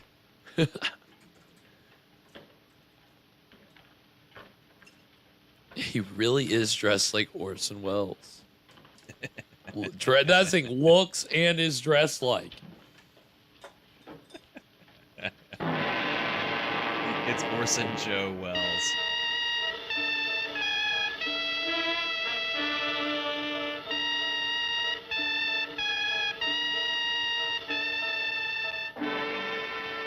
You devil. You stinking devil. Oh, I'd like to chop your rotten flesh to pieces. Oh, his face. It'll certainly be great to do so. But you know it's not possible now. We're going to make my experiment. So we must wait. Wait. Wait.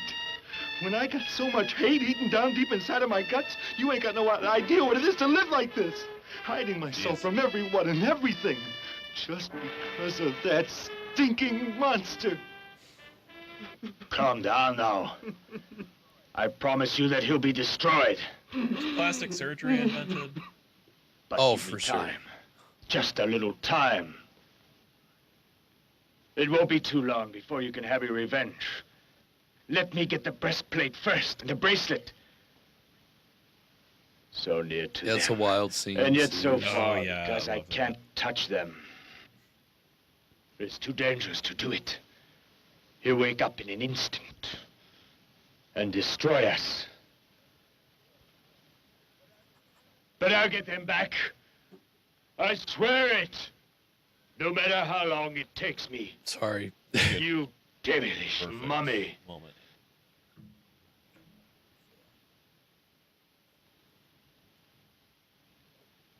Come on, we better go now. We'll be needing a lot of time if the plan I have is going to work out. Anything you say. Come, Flora.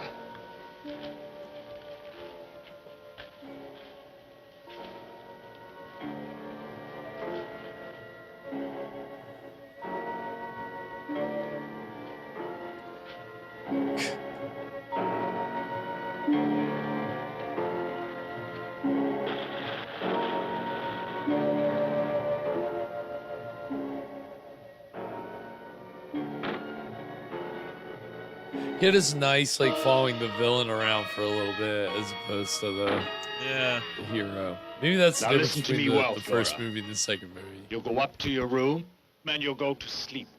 And when you awaken, you'll act quite normally. And you won't recall a thing. Do you understand?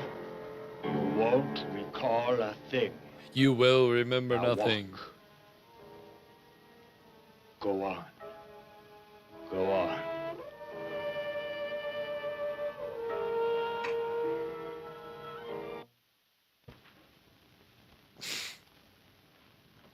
She definitely remembers nothing.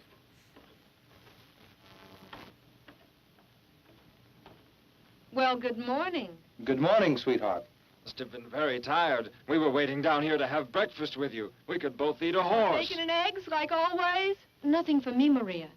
I have a terrible headache, dear. What's that you've got on your gown? It's all dirty. That's funny. You've been down in the cellar. No, sweetheart. I don't know. Look at your slippers. They're all muddy. Now, come on. What have you been up to? Nothing. Oh. It's funny. These are new slippers. I just bought them. And now they're dirty. I think you... No. After I took my bath, I went to bed because I was tired. Yes, but you got up later on, didn't you? No, you're mistaken, darling. I assure you I didn't leave my bed for a second. Shut You went out last night. Honest, Mom. Come on, let's forget the whole thing for now, all right? Remember, she has a great imagination. Tell me, has your headache passed? No. I'm going to lie down for a while. Excuse me, please. I have a really bad Your headache. children go out and have your breakfast. Yes, Daddy. Come on, Piquet, I want to talk to you. Oh, boy, what a liar you are. You shut your big mouth. You're the liar. Piquet, I'm very worried. This attitude that we've observed in Flora is not normal. What's more, I'm afraid that the bat has something to do with this. And you really think that child was telling the truth about it?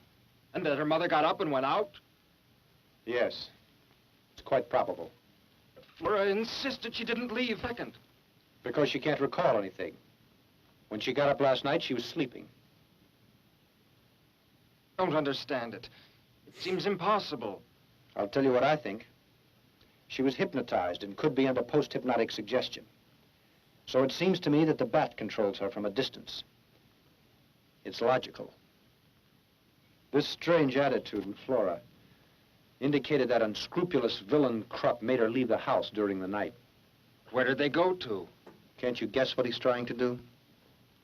You certainly know what he's after, the breastplate. Besides that, the bracelet. Precisely, Pinkate. And you think that she was made to go along with Krupp, and he wanted her to guide him to find the mummy. Exactly, and you and I must go there. I'm going to find out if that scoundrel stole those objects. That'll be difficult. You can't investigate without any clues. Yes. Yeah, like the Bat is Krupp. Like in the middle movie, Krupp decides to be a villain called the Bat. I don't. Listen to me a second. Suppose we took her slippers to the laboratory to have that mud analyzed. That could help us, don't you think? Yes, that might just be the solution. We'll take them, but I don't think she should find out. We'd better do it all in secret. Come on.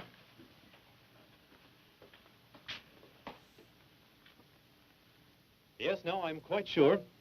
It's embedded in the dirt. Of course, it's a small quantity, Doctor, but your suspicions are correct. They're pieces of marble. You're sure it's marble? Can you identify its source? Is it a special kind? No, it isn't, but it's a fine quality. It might be a Carrara marble, I can say that.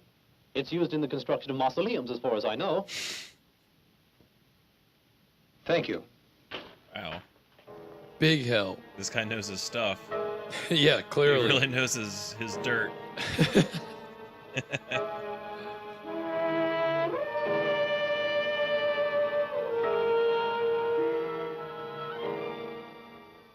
is the last cemetery. We've seen all the others.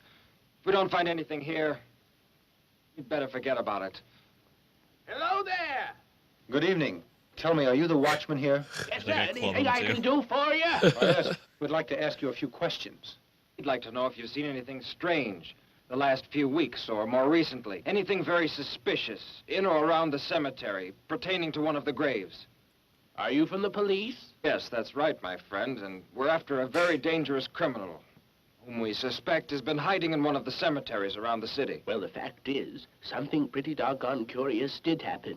Just 2 nights ago, I was surprised to run into a young woman here wearing a kind of white robe. She seemed to be asleep, and 2 men entered the grounds with her. And when I asked them who they were, one of the guys slugged me, and they left me out cold here on the ground. And we'll be taking a look around the grounds. You can do anything you want. Anything you want. You see, I was right. At last, we're on the trail.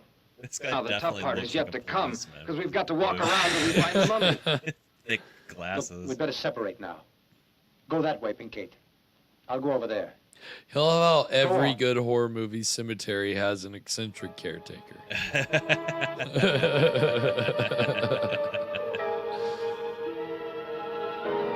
add some spice to your drab, dull cemetery. Every cemetery needs a funny guy. Come on, make them laugh.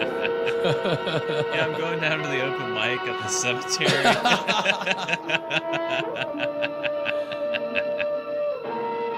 Como se dice doggone in Espanol.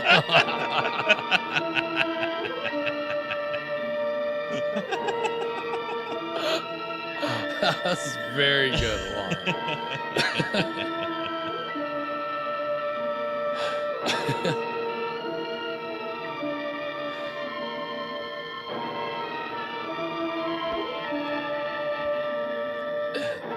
Yeah, I gotta really examine these glasses because I was looking at them at one point. I think they're right. I don't think there are lenses in those glasses.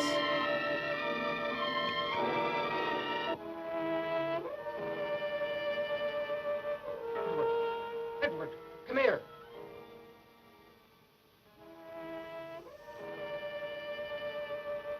What happened? Look.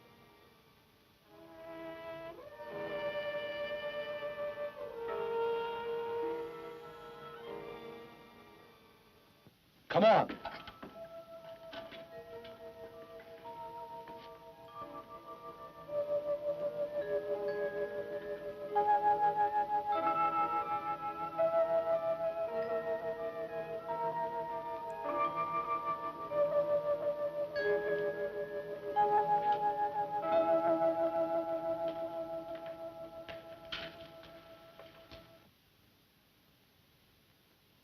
Look, the breastplate and the bracelet.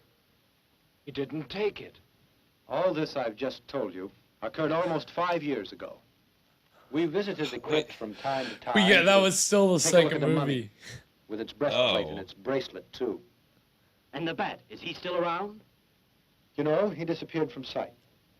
Then, just a couple of days ago, we read an article that is very interesting. We were profoundly surprised by it. According to the article, a couple of nights before, a cadaver had been robbed from the amphitheater.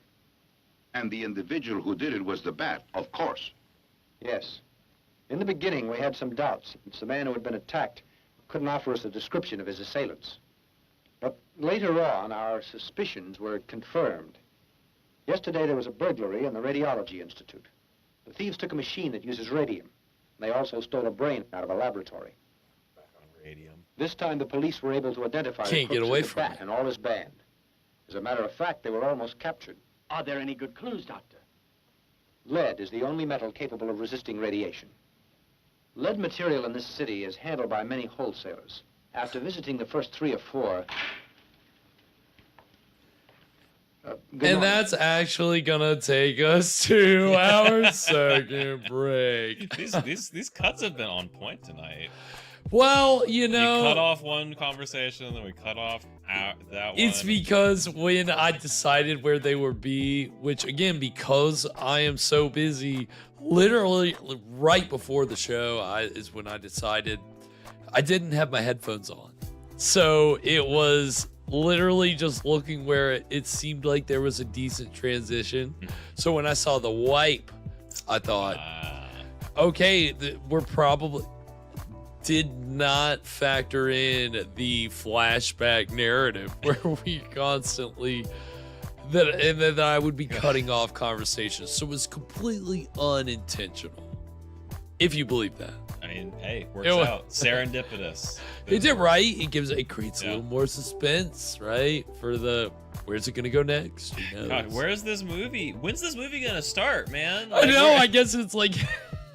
It really... We're most of the way through it now, right? Yeah, we're 2/3 of the way there. This is so weird. This movie hasn't even begun yet. Yeah, I mean, there's been no talk of robots. There's no robot, which, you know, I'm not happy about, but can you imagine if you went to see the third movie in a trilogy and the first over half of it was just recapping, like using the old footage from the first 2 movies. Well, you know, unbelievable. The movies were shot back to back to back, like all great trilogies. Imagine if the Lord of the Rings trilogy decided oh to. Oh my God! If in Return of the King you just get a bunch of recap from Fellowship and Two Towers, you'd pull your hair out. You'd lose your mind. God, and the director's cut would just be you just rewatch the first 2 movies and then see the the last third of the third movie. Yeah. Well, hey, it's got to be accessible for everybody, okay? We gotta understand the story. People, we want butts and seats that are, you know, they don't have to have seen the other two movies. They're ready. They're ready to come in and hope they can figure it out. So let's make it easy for them. Man, so this Mummy is not doing a whole lot. Yeah, I was gonna say we really didn't see a lot of the Mummy in this. Yeah, kind of taking a siesta here in the second act. Very good. Yeah, no, you're 100% right about that. He has not. I mean, I guess he got a little bit of Mummy action. He got his breastplate and his bracelet back, so Right. he's kind of. There's no reason for him to be up, I guess. No. Obviously, it's gonna. What is it? Is it gonna go on the robot? Is there some kind of something in the breastplate, the thing that robot gonna steal the breastplate? maybe could be? Can robots be affected by curses? Are robots immune to curses? No, I think robots could run on curses, curse power, because curses are so powerful. So that could be enough to power a full-size robot. But you'll notice, so right there at the end, they said radium and a human brain. Okay, yeah. So when this was released in Mexico, it was released under the title of The AZTEC Mummy Meets the Human Robot. Because apparently in some way there's a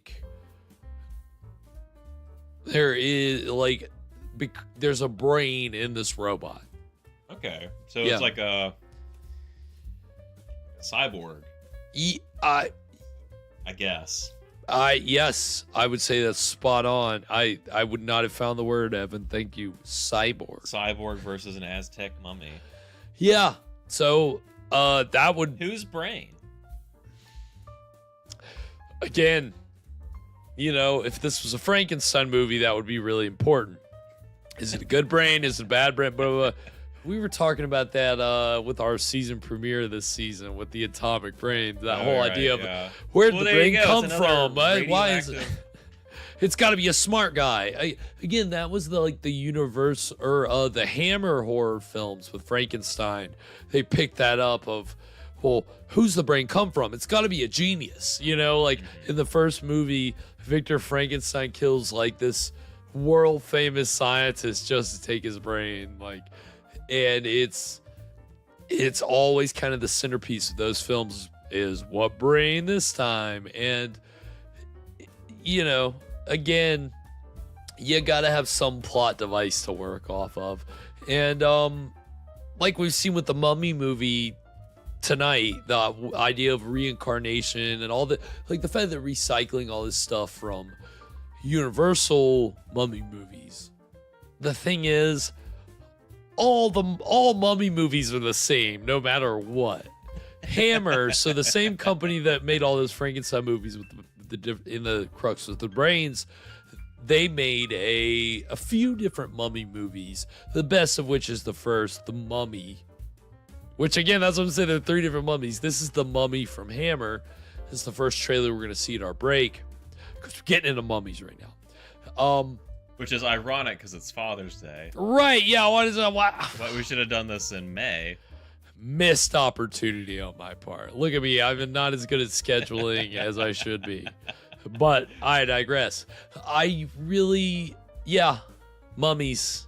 We're getting mummies on Father's Day. Daddy. Oh, whoa, hey now. Hey.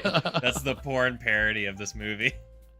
Which also spends the first 2/3 recapping the previous films. We're gonna build up the anticipation.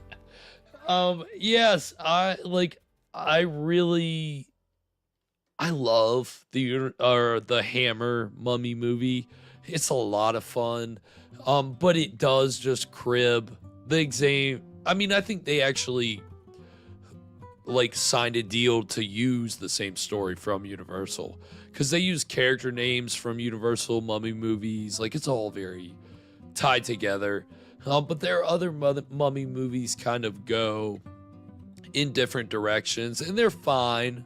But the first one has Christopher Lee as the Mummy and Peter Cushing as the human protagonist. So it's a good kind of pairing of those two guys. And yeah, it's just fun. So that's the first trailer we're going to see.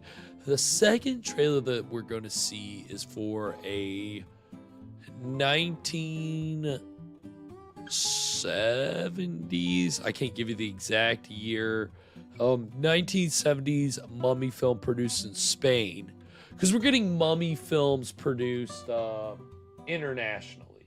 That's kind of the theme here, if you will. So the second trailer that we're gonna see is for a Spanish produced mummy movie entitled The Mummy's Revenge. Okay, I had to remember. I had to look it up. I'm going to be honest. I was looking it up. The Mummy's Revenge from 1975. And it stars actor Paul Naschy, who was famous for his... I want to get this right. I don't speak good Spanish. It may just be Del Hombre Lobo, El Hombre Lobo. It was a Wolfman series. Paul Naschy is referred to as the Spanish Lon Chaney Jr. because he played the same werewolf character named Valdemar. I'm not gonna get Wadinsky. I'm not gonna get right. It's not Kandinsky. It's Walensky. I don't know. Mike Wazowski. Was it Mike Wazowski? 8 films. Maybe more. But a lot of films playing the same werewolf character. So I think this was his only foray into the mummy genre. But again, in the same way that British Hammer Studios kind of had a monster craze, Spanish Paul Naschy also, again, his monster films, there's a reason he made a lot of them. And he would play different monsters. I don't know if he ever played Frankenstein's monster, but I believe he plays the mummy here. If not, he plays a human character maybe he doesn't play the mummy. Maybe he just plays a human character. I haven't seen it. It's a fun trailer. And it's, hey, we're celebrating mummies. So even though it's Father's Day weekend. So we're going to get these 2 internationally produced mummy movie trailers, and then when we come back, we're going to get into the exciting conclusion of the robot versus the Aztec mummy. So stick around, we'll be right back.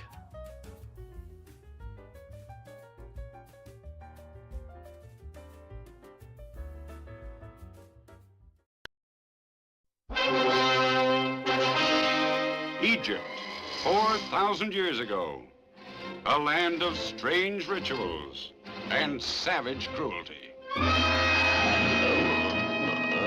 Many of their secrets are still hidden from the eyes of 20th century man. Secrets that protect their dead. Supernatural powers that once released can live again in our modern world. The Mummy, the living dead, bringing terror and death across 4,000 years. He was a high priest of the great god Karnak, until one night he attempted the ultimate in blasphemy. He was condemned to guard forever the princess he had loved and protect her from intruders.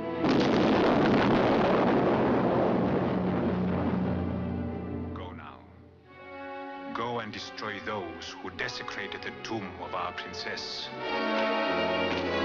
He who robs the graves of Egypt dies.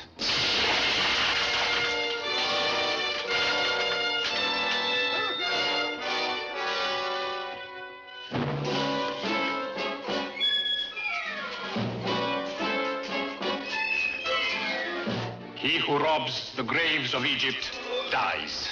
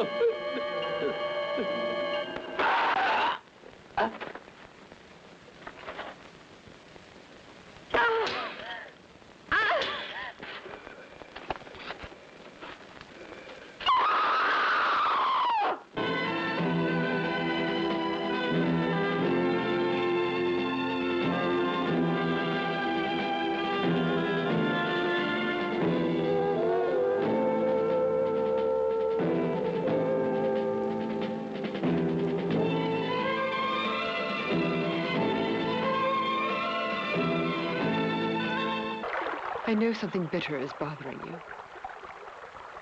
You can tell me what it is, my dear. Helen, I know how to understand you. My father is a paralytic, and I'm responsible. I told Father not to go. The weather was awful that night. But he insisted that he accompany me. When we returned afterwards, the horses went wild, and Father was dragged beneath them. Helen, you're not to blame. Believe that. Everything was written. Finally, I shall have my eternal liberty. Soon, my beloved Marna will be by my side once more.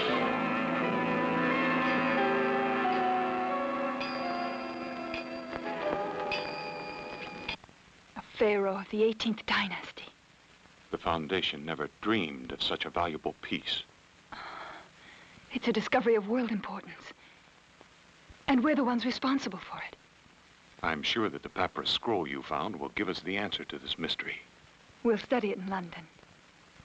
It will be fascinating work. And Dr. Douglas will collaborate with us.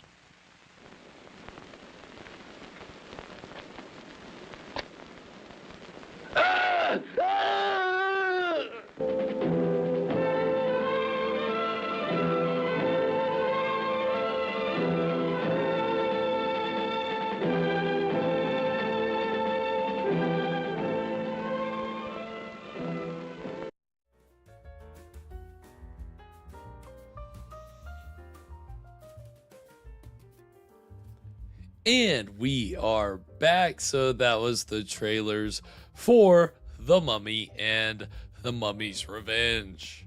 So good looking mummy there. Right? Yeah, creepy, right? Scary. Kind of gooey, kind of tacky. Yeah, gooey, tacky. Got, you know, he's got a little more ornation than your typical mummy, more than the Christopher Lee mummy of the first trailer. Another bare-faced mummy. Right. You don't always get that. No, not a lot.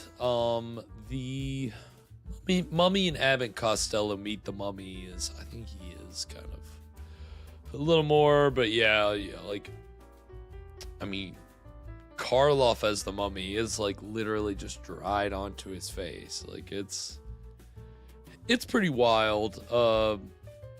It's just such an iconic movie. That'll be a good one. I think it'll.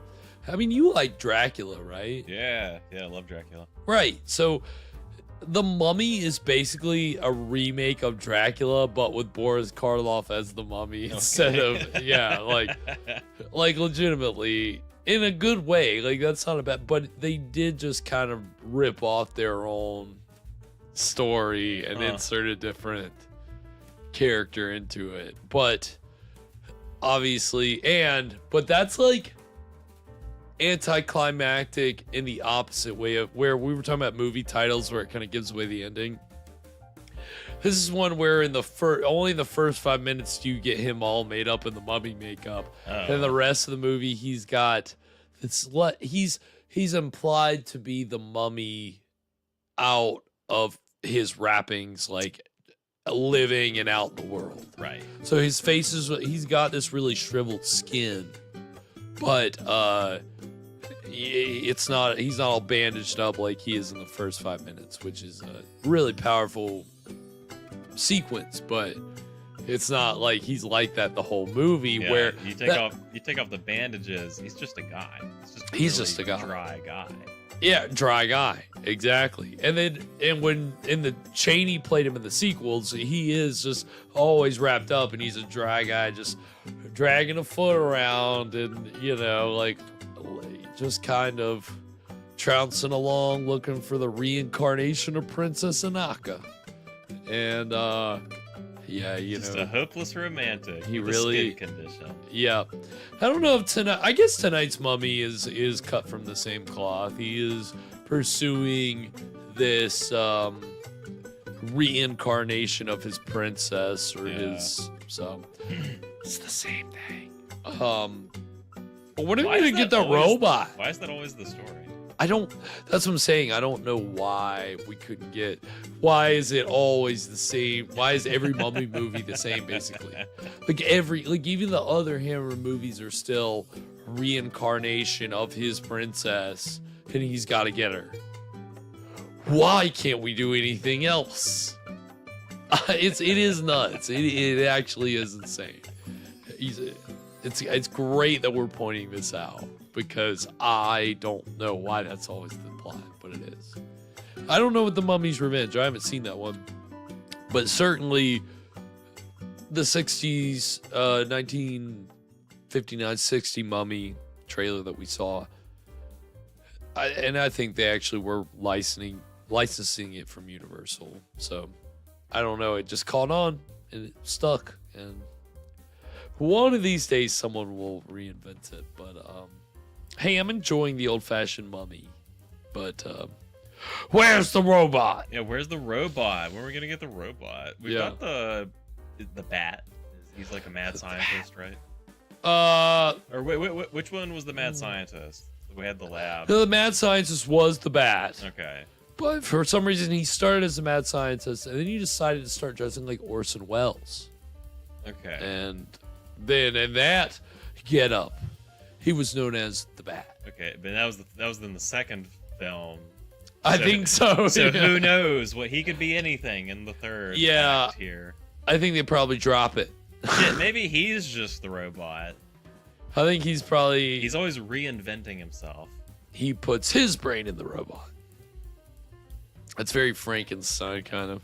It's like David Bowie. He's just always reinventing himself. You gotta have, you gotta stay fresh. You gotta keep up with the times. Makes sense. That's why we throw in a robot here. So this is what we've been waiting for, everybody. This is why we're here. It's a shame. Bowie never had a robot phase. Oh man, if you would have given him 10 more years with the advent of AI, he would have in 2020 he would have been on it before it hit. Bowie absolutely would have had some kind of robot phase if he would have lasted long enough. He would have predicted the terrible incursion of AI on our lives. But we can ask AI to tell us what to... No. Don't use AI.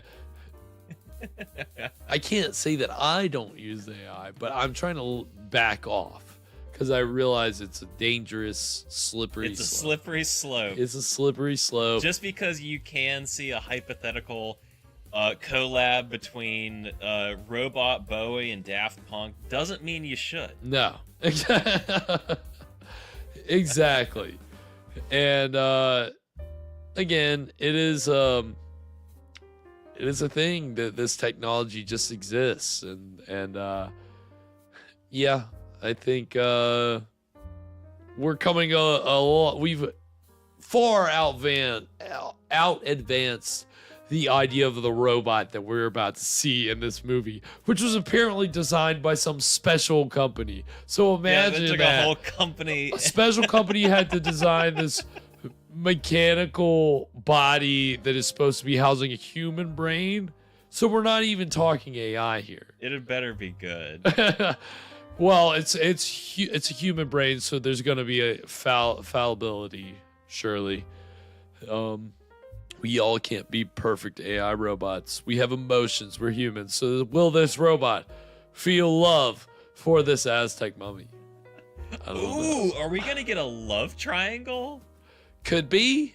Dude. Could be. Now there's your original twist. Now that would kick it up a notch. Oh, definitely would. Again, already the promise of throwing a robot in the mix, but we've been waiting so long. So, just building the anticipation. Anything before we get into the exciting conclusion of the robot versus the Aztec mummy, Evan? Gosh. Would it be Ziggy Robot or Robot Stardust? Wait, aren't they already robot spiders?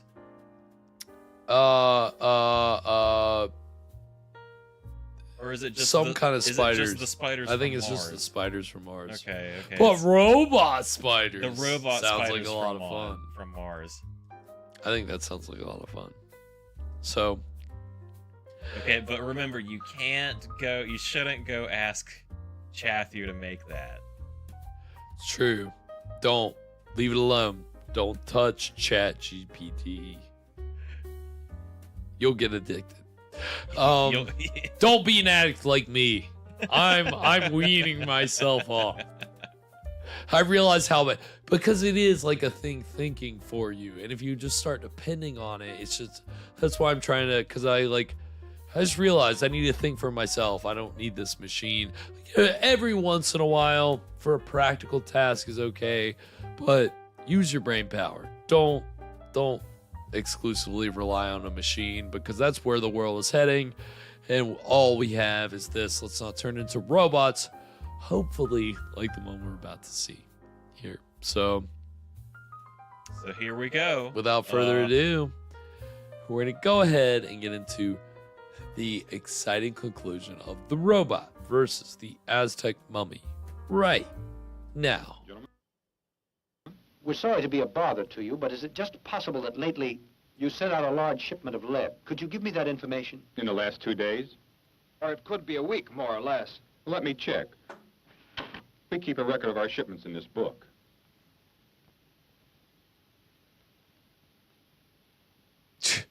Padding. Yes, here it is. Exactly 5 days ago, we made delivery of 20 plates of lead shielding 4 inches in width to number 22 Shade Street. Many thanks. You're welcome. After investigating the days, at last we got the address. I think that Bat had made his hideout there, or his laboratory. Well, I don't see why this thieving Dr. Krupp would go to the effort of stealing radium, a complete human brain, and also the body of some man. Do you recall that the Bat once told Flora that he was working on a new experiment? I think that is the explanation. It's possible. But there's no doubt that Dr. Krupp and his criminals are planning to cause trouble. Certainly, that's also my opinion. Now, I'll tell you why I called you here tonight, gentlemen. Because you both are scientists, and you'll be able to combat the situation. Just in case we end up being murdered. You mean to say you two are thinking Everybody of going grabs there their chair.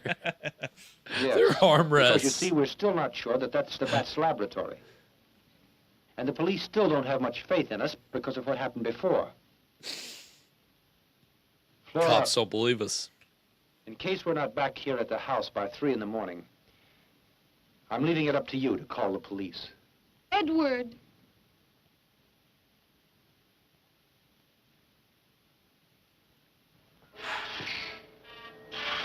Hell yeah. All right. All right. Now you're talking my language. This is a nice looking lab. If you can say anything about this show, you can say that we appreciate a good mad scientist lab. I feel like the last mad scientist lab we saw was kind of set up like this. I think I remember like the staircase right by the main bench.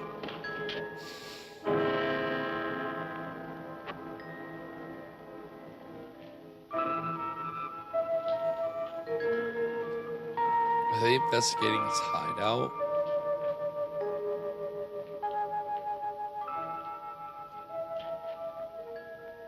Freeze, you two.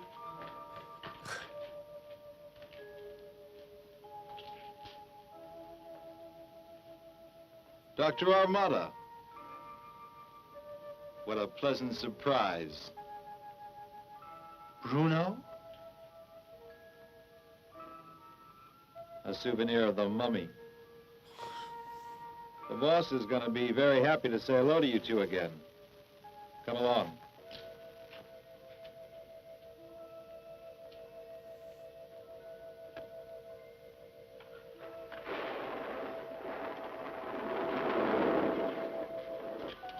Boss! Look what I found out in front. Dr. Armada and his shadow. This is a pleasant surprise, gentlemen. After such a long time, I come face to face with such good friends. Exactly where did you find them? Out in the shop there, looking around. I offer you my congratulations, because you are magnificent detectives. Anyone else come with them? Nobody else. I saw them when they drew up in the automobile. Alone. Bruno, aren't you going to attend our guests the way they deserve? Go fetch chairs for the gentlemen. Sure, right away. Tell me, how's your beautiful and charming wife, Dr. Amada? I learned about your marriage, and I admit it's a bit late to say it, but received my congratulations. And Pinky, how are you these days? Are you still the champion of right? There's no doubt about it, and I'm glad. Come over here. What is that thing? What? That thing to the right. The dome. It looks like an oven. Yeah. Who would have thought that you'd be here at the moment to witness this? Because you're about to see something that will astonish you. Truly unbelievable. When you feast your eyes on this, I don't doubt that you'll be amazed, Doctor. And you'll be the first to congratulate me.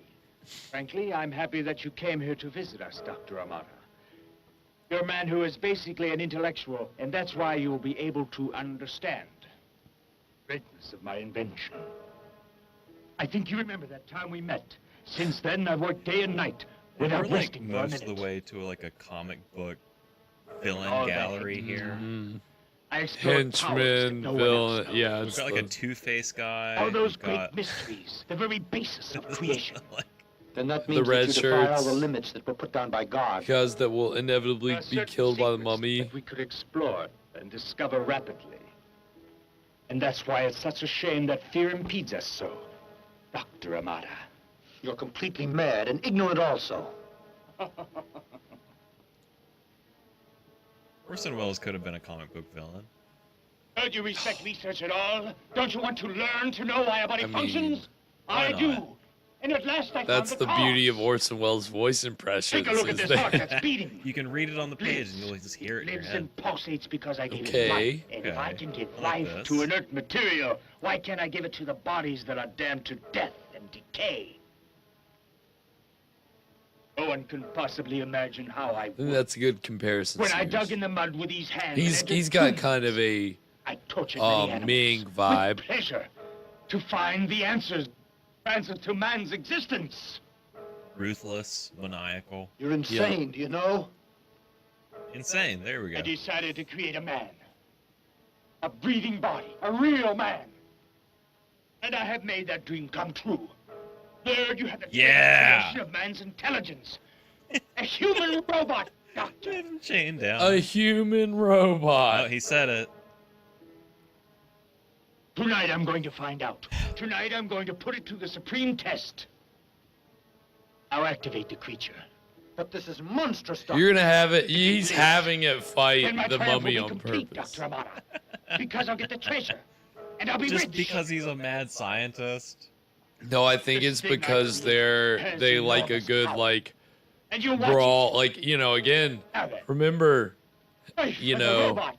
the guy in the glasses was like a masked like fighter. Doctor, watch this. A lot of these Mexican horror movies, they introduce luchadors, and so of course there's the urge to have this Have him wrestle. battle. Yeah. They should put a mask on his face. I mean, imagine you get into the ring and that's your get up.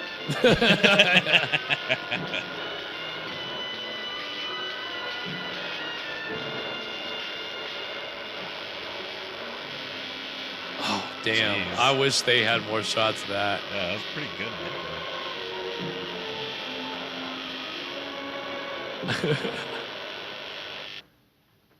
Oh, come on. 2:30 already. Don't you think it would be better to call the police now? I don't know what to do. No. Let's all wait till 3 a.m. and respect the doctor's wishes. Suppose they're in danger.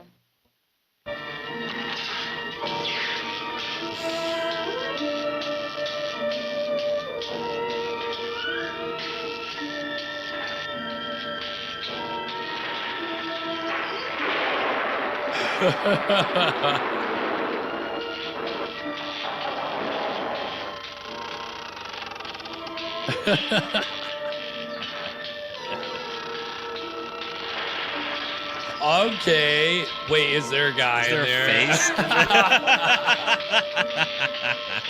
Okay. Come on. I know it's supposed to be a Okay. human robot, but this is insane. This is just a guy in a suit. I'm glad nobody spoiled this for me. Oh my god, this is amazing.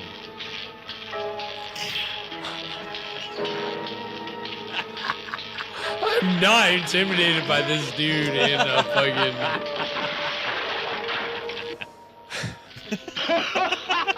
He couldn't even find a fancy way to transplant the brain into the robot. He had to just put the head, the whole head. I was expecting, like, you know, like a fake, but they've got a fake heart. Why couldn't they put, like, a fake brain in, like, a glass dome? From far away, it looks a little better.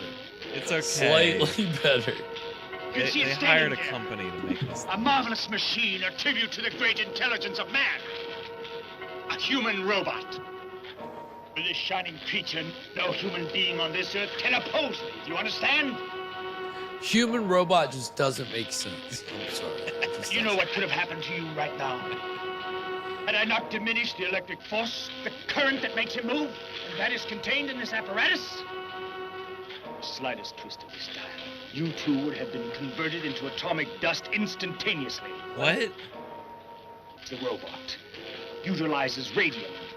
It has sufficient power to disintegrate anything in the world. Right. Mr. Mummy. Bruno. Prepare the special plates. The lead will shield my truck. Hurry, time is flying. Tonight, my robot has to make a visit, you know. In a certain cemetery. Is he Santa? Oh, no, sorry. 10 minutes to cemetery. 3. I told you Time's there's no time to flying. lose, He has, Bruno. Hurry, he has get visits going. to make.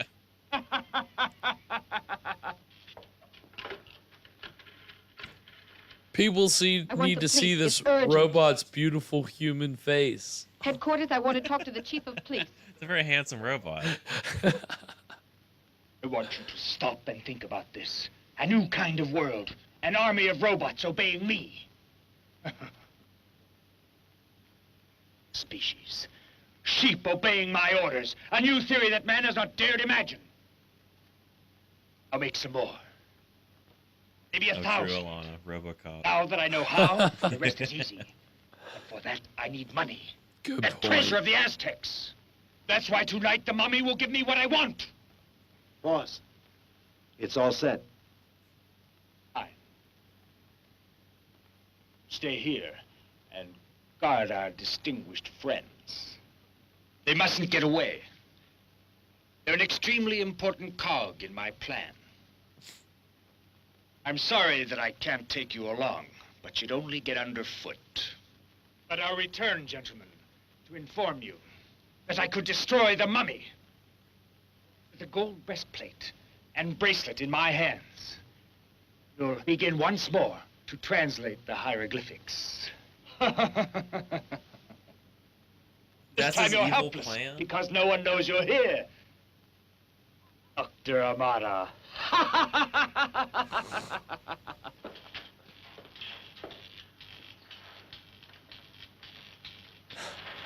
Look at him flashing and buzzing Wow. and whizzing. Big antenna. His tubes. In his face. Wake up.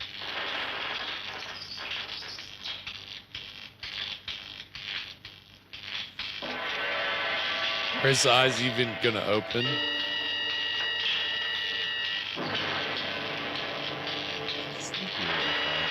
I don't even think there's a person in that. I think that's a dummy head. Like there's someone where that square is at the chest.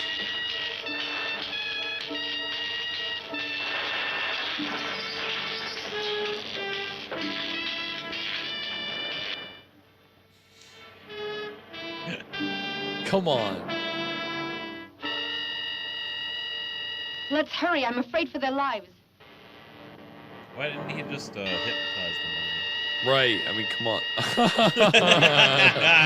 Totally inconspicuous. Yes.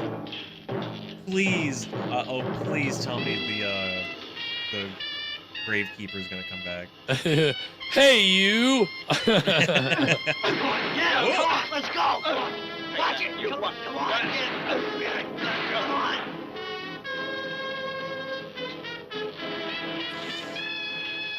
Keep it coming.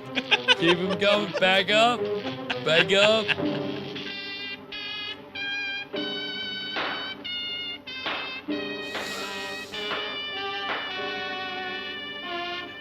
Killed him. Coming for you now, buddy.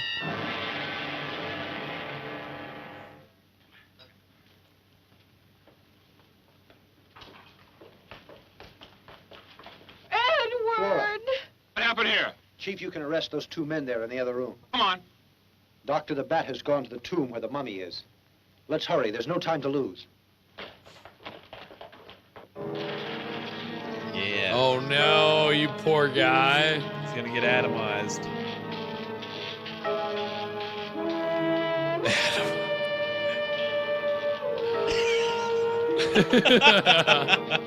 This is an absurd visual. And you only get...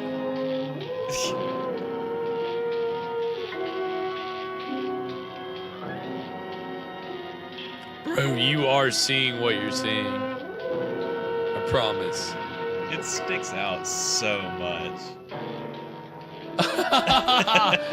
Back up.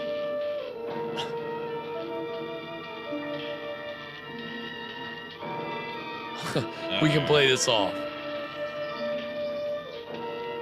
Of course he's gonna walk right up to it.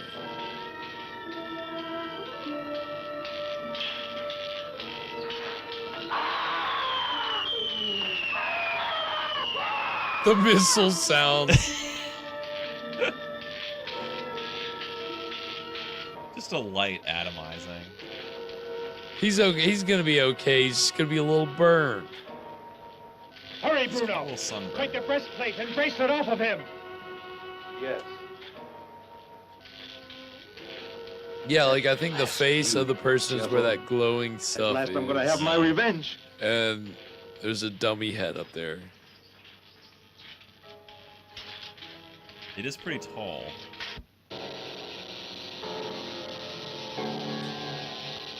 They're gonna have him fight in the tomb. Tomb match. Friday. This Friday. Come on down to the tomb. Human for the robot ultimate versus showdown. AZTEC Mummy. Who will win?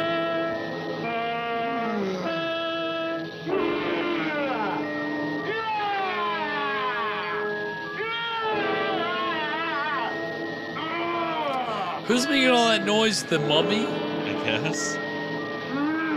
Yeah. Oh, he's into it, man. He is so ready to fight. You got my necklace? Oh, this dude's a fucking tank, though. I don't know who's gonna win. Ah, Evan, do you have a bet?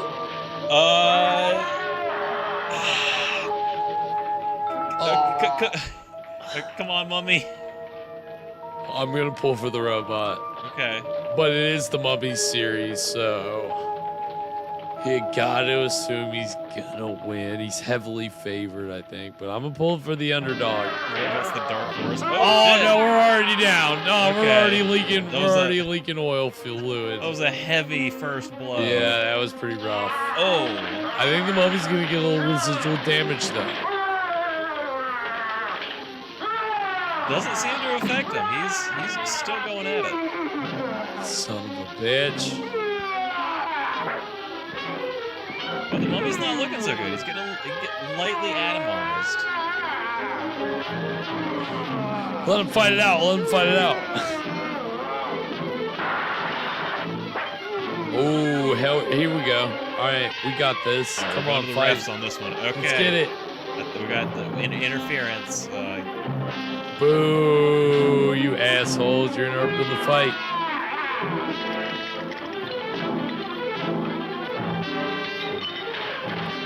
Oh, shit. Holy shit. You piece of garbage. Damn.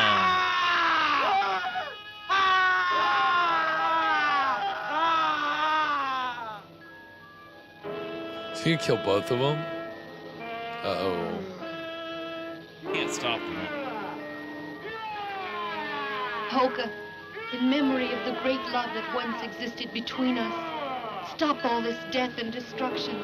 Take these objects that are yours to guard and go back to the grave of our ancestors, where we should never have interrupted your eternal sleep. Okay.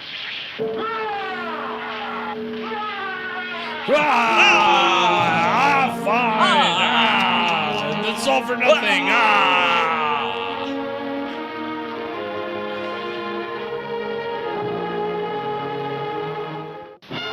Wow. What the fuck?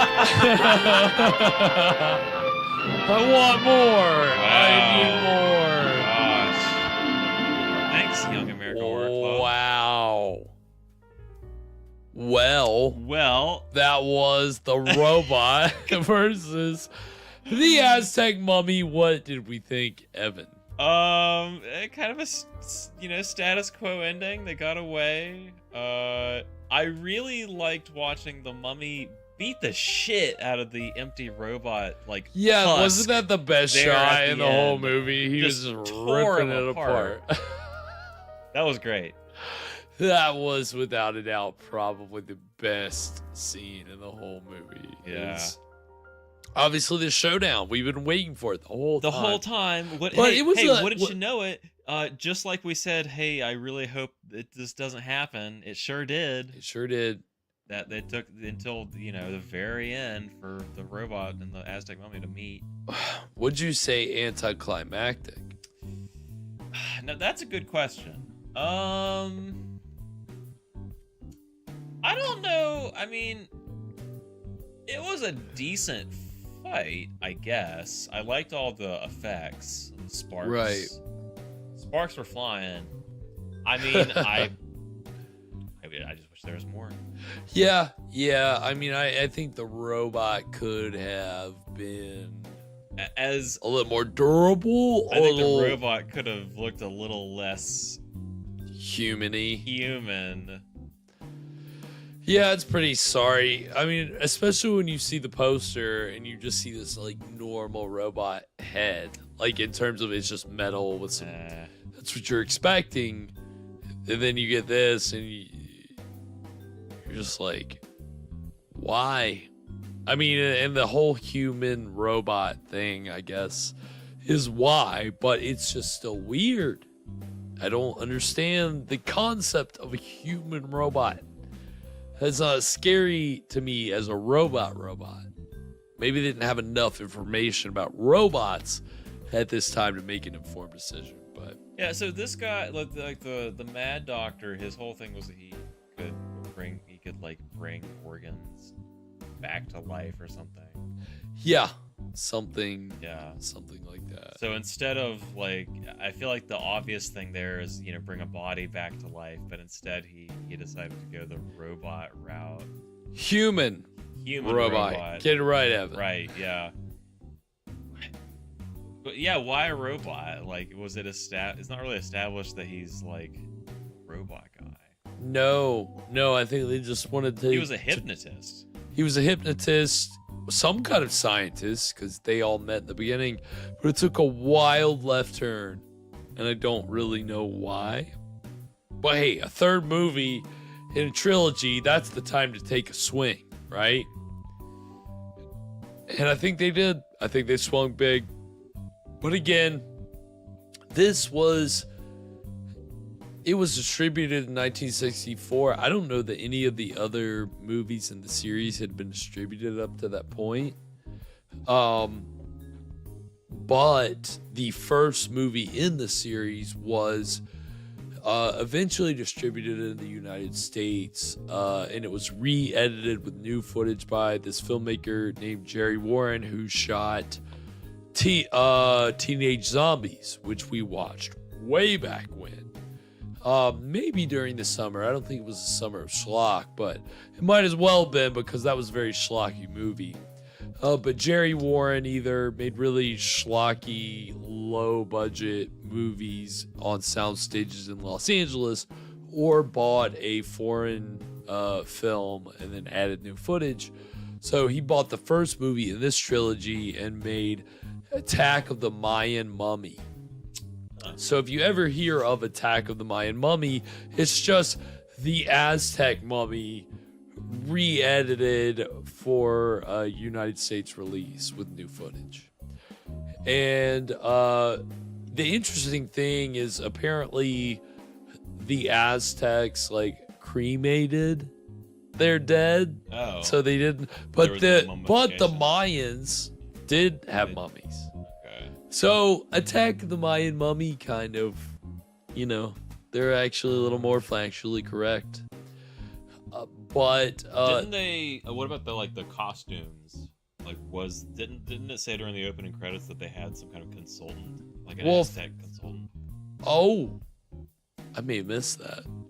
I thought there was something for that. Well, there was obviously something for the robot. Yeah. But yeah, there may well have been. I don't know much about the Aztecs and Mayans. I assume they wore different things. Yeah. I mean, I think they're, you know, sometimes you just put that in your credits for publicity, but I think they probably did a fair amount of consulting. Well, hopefully it was accurate. I mean, I liked the costumes. I really liked that, you know, opening with the sacrifice, you know, all the you know, feathers. Right. Yeah, I mean, there's production value to it. And I mean, even in The Mummy, even though The Mummy is kind of ridiculous looking, that one shot in the final sequence, where it was more of a profile and his long hair was like flowing and there was smoke going behind him. Like, there was a little bit of atmosphere to that. Like, yeah, it's really not the worst Mummy I've ever seen. No, it's really not. And I think you can excuse The Mummy having hair. I think it checks out. Yeah, I mean, all in all, hair's dead. Hair's dead, right? Makes sense. Dead man's hair. But the guy that bought, Jerry Warren, who bought the first Aztec Mummy movie to make Attack of the Mayan Mummy, he then used Attack of the Mayan Mummy, or he used the footage from the first Aztec Mummy movie to make another movie entitled Face of the Screaming Werewolf, which actually had Lon Chaney Jr. as the werewolf.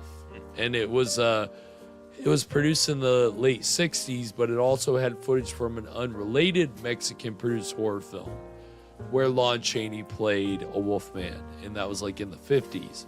So it's this weird amalgamation of Lon Chaney as Wolfman footage, which looks like him as the Wolfman. Like, it looks the same, and it's cool, but he's definitely slows down with time in that makeup. The trailer we saw at the beginning of our pre-roll was Face of the Screaming Werewolf, and he's like climbing up a little like fake building facade, and it's just if it's really him, which I think it probably really could have been, he's going slow. And but it's still cool that he did decide to play a werewolf outside of the Universal Monster series. I always thought that was a kind of a fun fact, but somehow Jerry Warren in that movie about a werewolf incorporated mummy, Aztec mummy footage and storyline. So, you know, it's just a thing. Films produced internationally, when it comes to the United States, they would just kind of get all kinds of reworked in order to make a quick buck. And we saw that tonight, but it was enjoyable, I think. You know, for Summer of Schlock, that fits the bill pretty nicely. It really hits the spot. It really does, doesn't it? And it was a lot of fun watching along with everybody tonight. Of course, Sears, James, Alana, Kathy, Sally, JK, Toast, Joe Cola. If I'm missing anybody else, I know Alana sent me the list. Dogstar, of course. Couldn't forget Dogstar. You guys made me look. It's not. I don't think there's no Flintstones back here. No, there's no Flint. No, you will find no Flintstones back there. Don't even look. Oh, no. It's just, I'm gonna sneak one in next time. Yeah, sneak one in next time. I'm gonna slowly replace these Frankensteins with Flintstones and see if Garrett notices. I won't. So. Everybody, please send me your Flintstones VHS tapes. Do it. Yes, I wouldn't notice. Oh my God, VHS. Oh, Fresh Rogan in the house. Fresh Rogan coming in, following up right Swooping at in the right at the dude. Fucking wrapping up. You missed a crazy mummy. A very crazy mummy. Versus a pretty dumb-looking robot. A really dumb-looking robot. It was. I don't even want to spoil it for you because that was the best part of this movie, that it was not spoiled for me what this robot actually looked like. God. Yeah, and then when you see it, you're just like, yeah, you should know better. You should know better. Yeah, it is.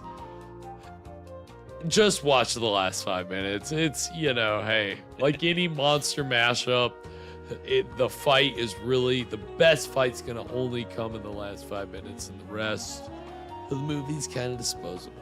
But it was fun. We got some pretty good mummy action throughout. I'm glad they saved the robot for the end. They knew that they had to. That's why it was mostly recap. They're like, we can't have this robot on the screen for more than 5 minutes without people saying this is dumb. That had to have been it.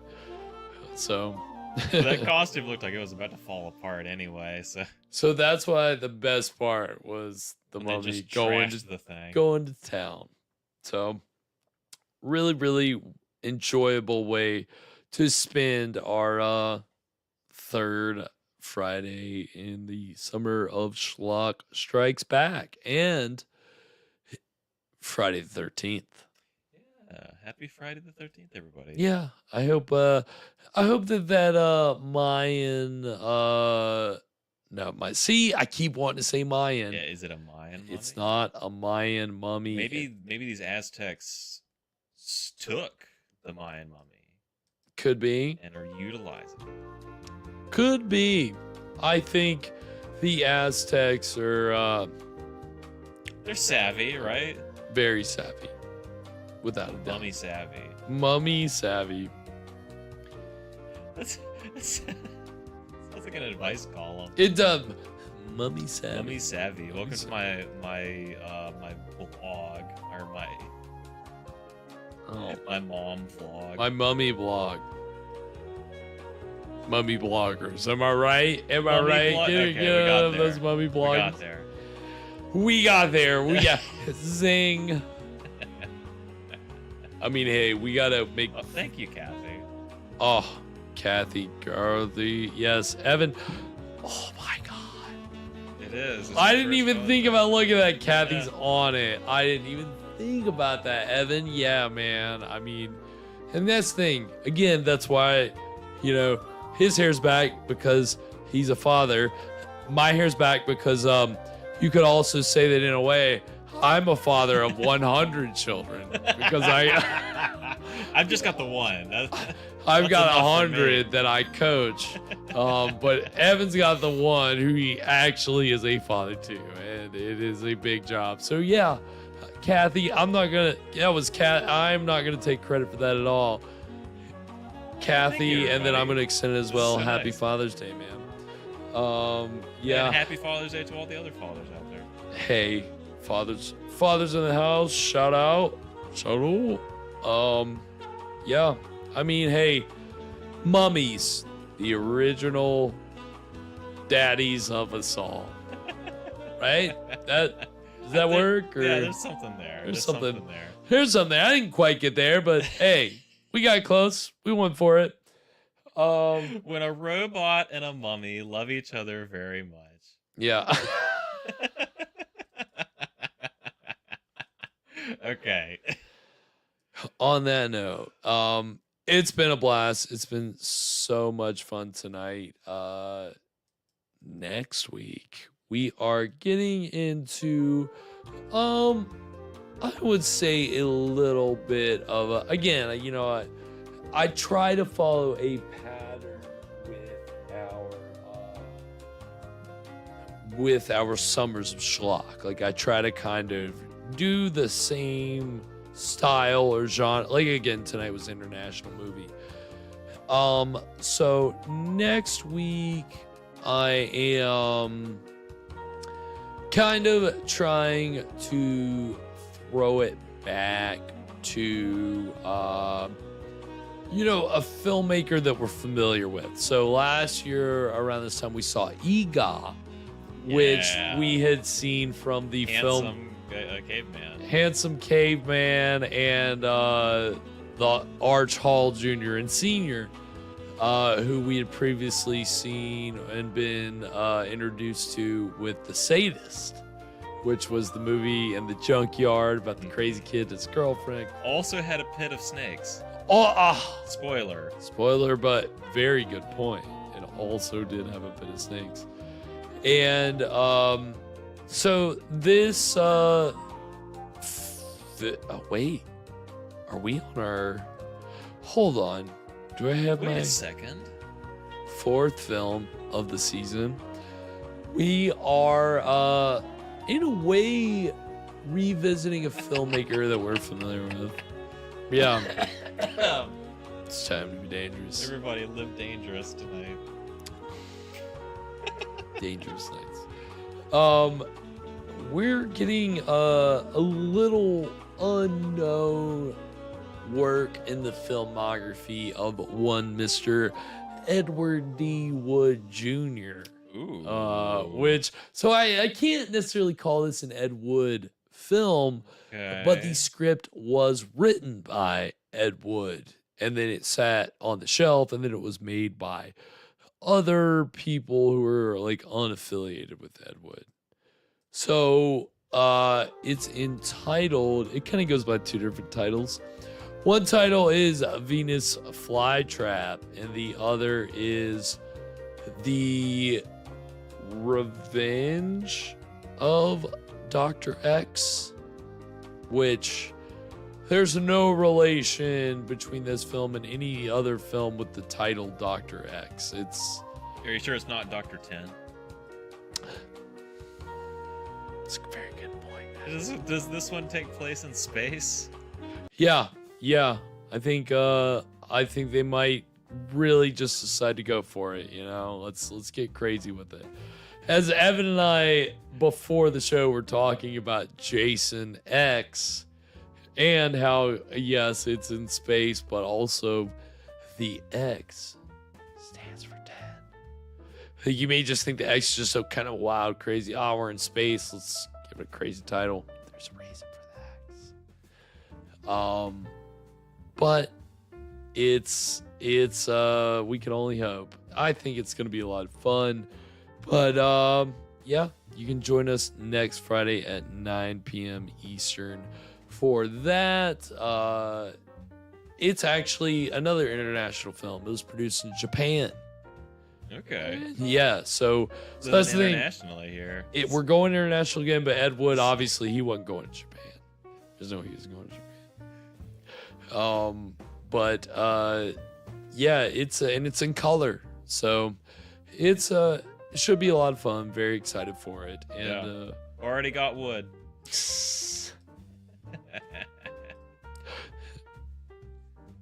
Tip my cap to you, sir. Sorry, we're getting a little blue tonight. We're getting bluer than normal.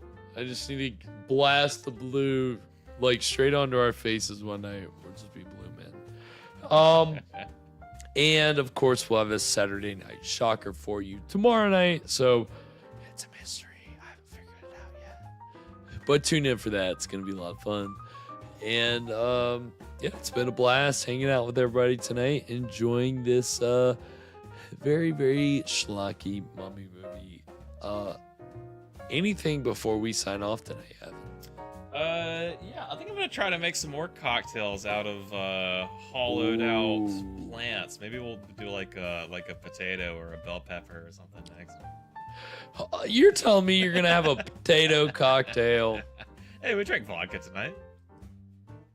True. True. That's good. I'm an idiot. No, that makes a lot of sense. Well, until next week. Sweet screams, everybody. And to all a good fright. Happy Father's Day, everybody.